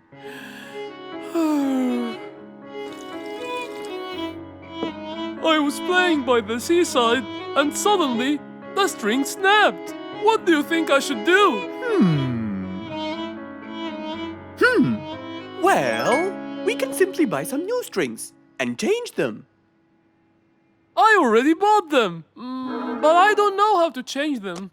It's my first time. No problem. It's easy. Now let me teach you how to replace them. First, we remove the old string by twisting this till it's loose. Then, we pull the broken string out of its hole. After that, we twist the tuning peg on the other end and pull the other end of the string from its hole as well. See? Now the whole string is out. We insert the thin end of the new string into the hole of the tuning peg. Then, bend the string around the hole like that and fix its other end into the other hole.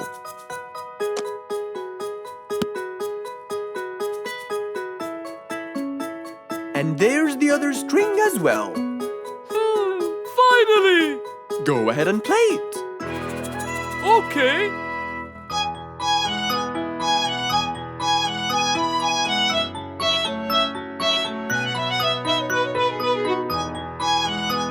With his violin finally fixed, Alfie walked out the door. He went back to play on his favorite seashore. One nice spring night, Mr. Fox was sitting in his balcony, relaxing and drinking his favorite juice, when suddenly the phone rang.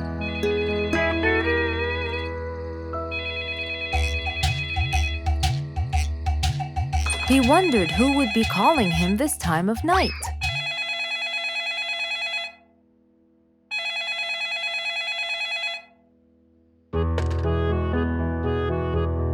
Hello? Who is it? Mr. Fox, it's Rorik. Your Majesty, how may I help you? Well, Mr. Fox, I'd like you to come to my house early in the morning to discuss something urgent. Of course! I'll be there. After he hung up the phone, Mr. Fox went to sleep. He was supposed to wake up early. He wouldn't want to miss his appointment with the king.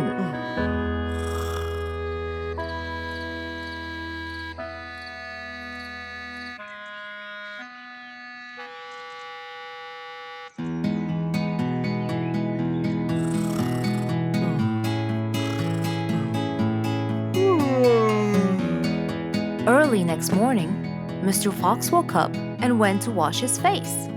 After that, he got dressed and was all ready for his appointment with the king. He got into his car and drove off.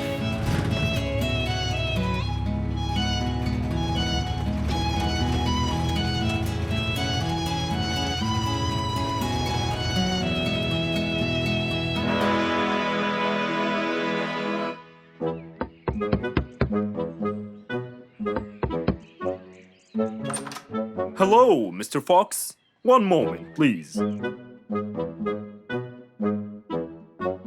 Your Majesty, Mr. Fox has just arrived. May he come in? Of course. Let him in. Come in, Mr. Fox. His Majesty is waiting for you. Good morning, Your Majesty. Hope I'm not late. No. You're always on time. How are you, Mr. Fox? I'm fine. And how's our little Frisky? He's fine. A little mischief every now and then. You can never get him to stay in one place. But thanks to your bracelet, we can always find him.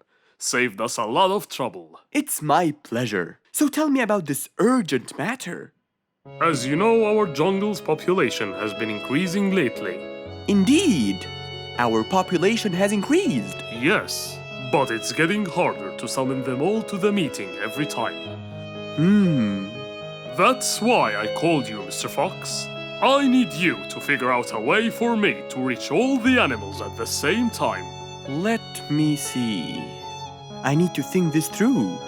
That's okay, Mr. Fox. But please, don't take too much time. Don't you worry, Your Majesty. I will find a solution by tomorrow. As Mr. Fox got into his car to get back home, he thought all the while about the king's request. How could he help the king with his problem? With everything else Mr. Fox has faced, this might be a slightly bigger challenge for him.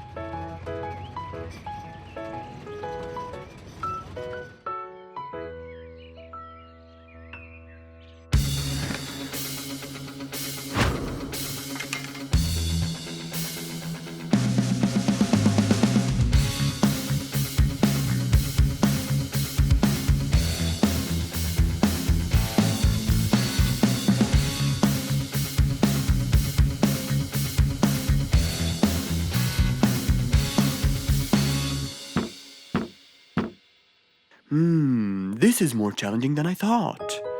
Maybe a short break will help. Mr. Fox went back to his house and sat on his sofa.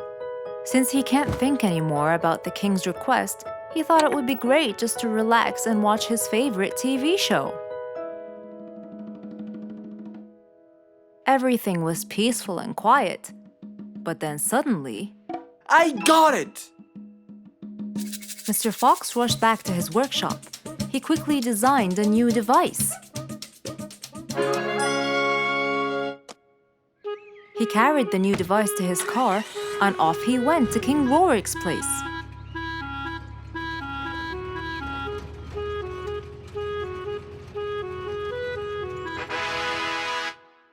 Mr. Fox, I thought you were coming tomorrow. Did you solve my problem? Yes, Your Majesty. This is a solution to your problem. That's great! But what's that, Mr. Fox? This is a megaphone. I made it specially for you. Every time you need to meet the animals, all you have to do is roar into it. Mr. Fox, you're a genius! But be careful, it's powerful. So make sure that no one is around you when you use it. Of course! I can't thank you enough, Mr. Fox. You're a great asset to all of us. It's my pleasure, Your Majesty.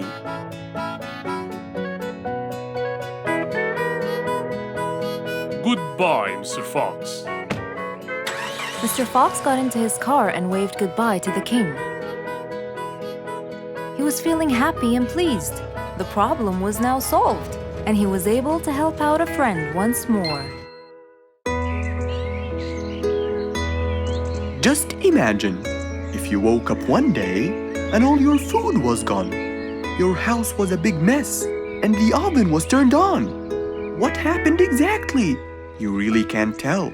But that's what happened to our friend Giselle.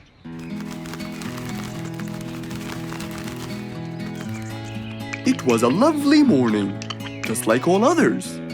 But when Giselle arrived, she was burdened with troubles.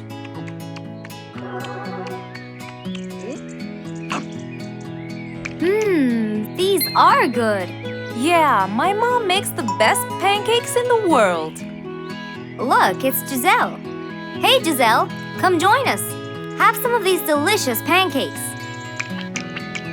Thanks. I'm not hungry. What's wrong, Giselle? You guys, I think a thief broke into my house.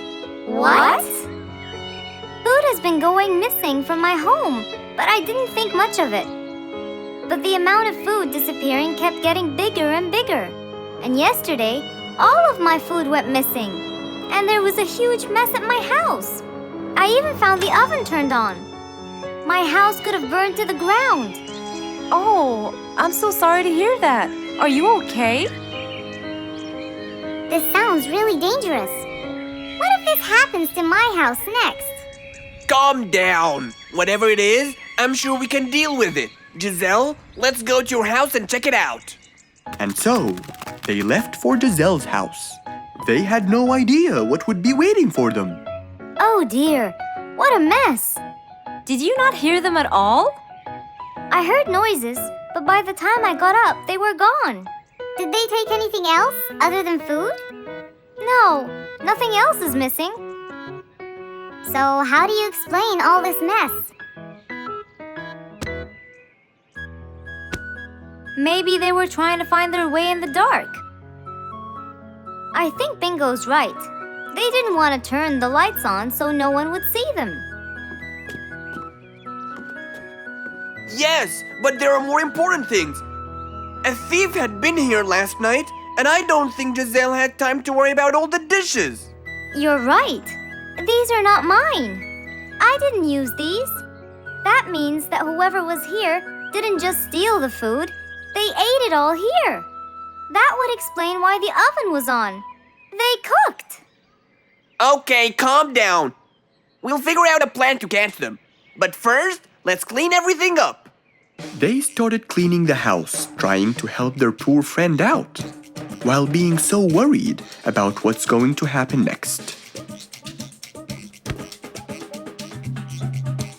Any idea how we're going to catch them?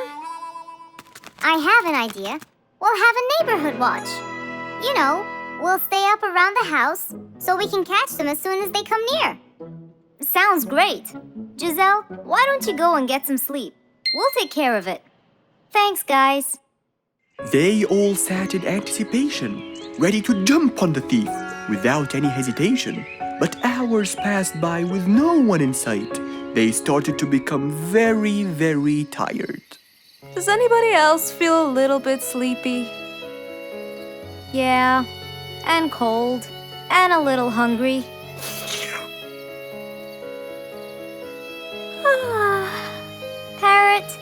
you see anyone from up there? No, no one's around. Guys, you can go home. I'll stay here for the rest of the night. I'm not tired.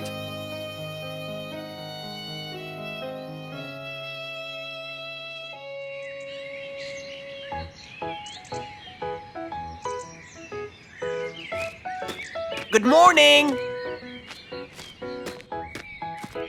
What happened after we left? Did you see them? I heard a noise from the bushes near the house, but no one was there. They must have seen me, got scared, and ran away.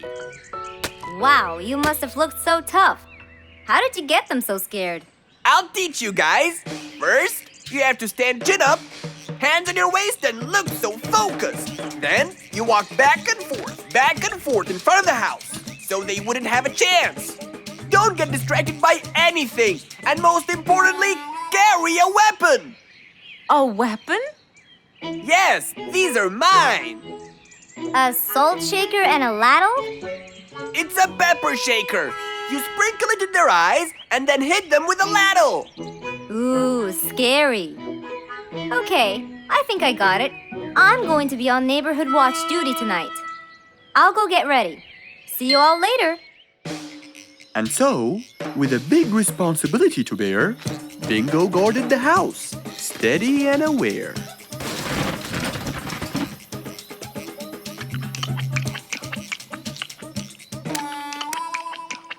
Zebra, what are you doing?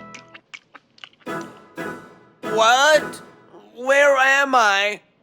Giselle's house. What is that noise? Did you catch him? Yes, it's Zebra. He's been sleepwalking and eating all your food. Oh no! Giselle, I'm so sorry. I wasn't stealing your food. This happened before. I sleepwalk a lot. Don't be mad.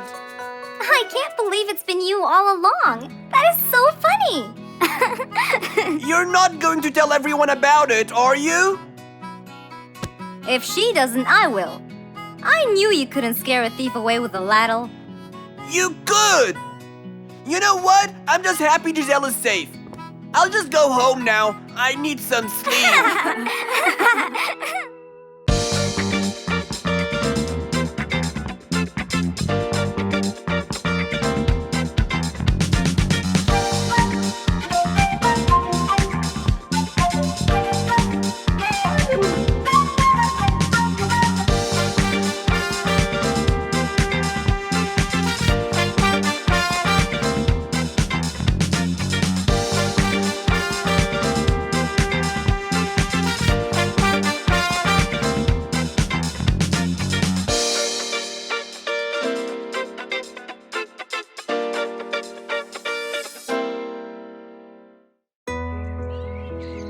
Can you always count on?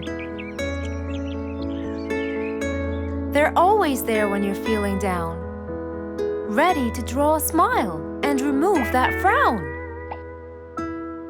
They make a bad day so much better, especially if you share toys and play games together.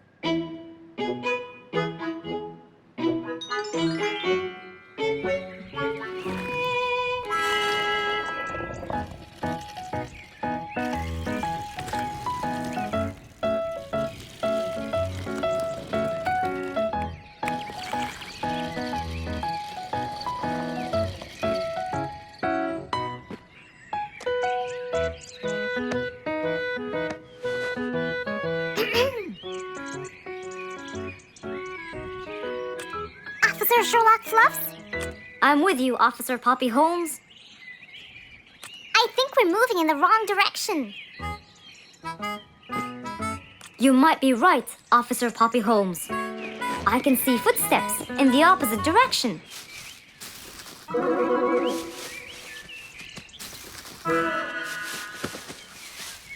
Officer Sherlock Fluffs. I think someone is after me. Run, officer! Run!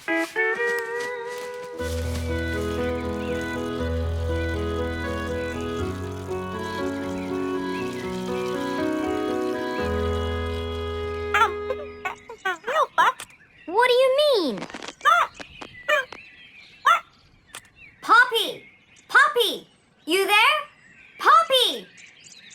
I can't believe we lost the connection. Poppy! Poppy, where are you?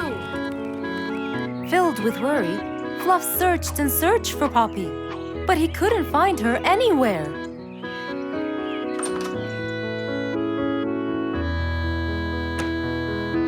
Hey there, Fluffy. What? How come you're here?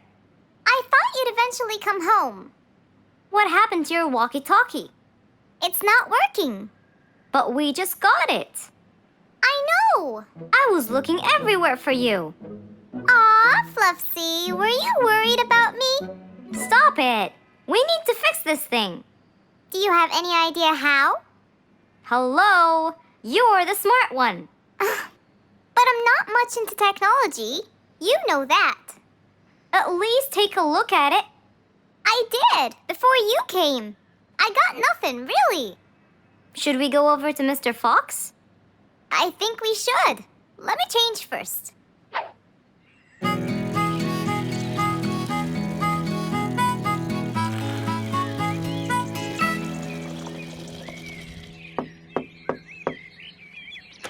Hello? Hey! Mr. Fox, Poppy broke her walkie-talkie. I so did not. Don't fight, you two. Show me your walkie-talkie. Maybe I'll be able to fix it. Here. But I promise I didn't break it. I'll go to the workshop and see what's wrong with it. Thank you, Mr. Fox. Sure. You really think I broke it? Why else would it stop working? But I didn't. Well, I kind of think you did. You're unbelievable.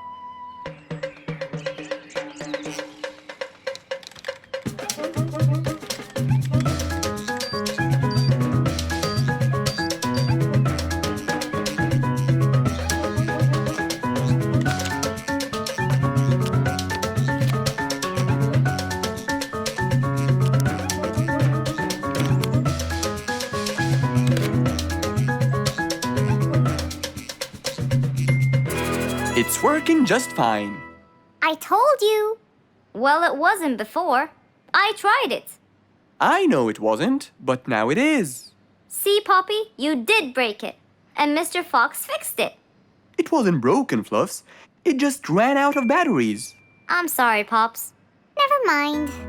I was worried about you, though. I know. I have a wonderful brother. Brothers and sisters may fight every now and then, but at the end of the day, they're still best friends.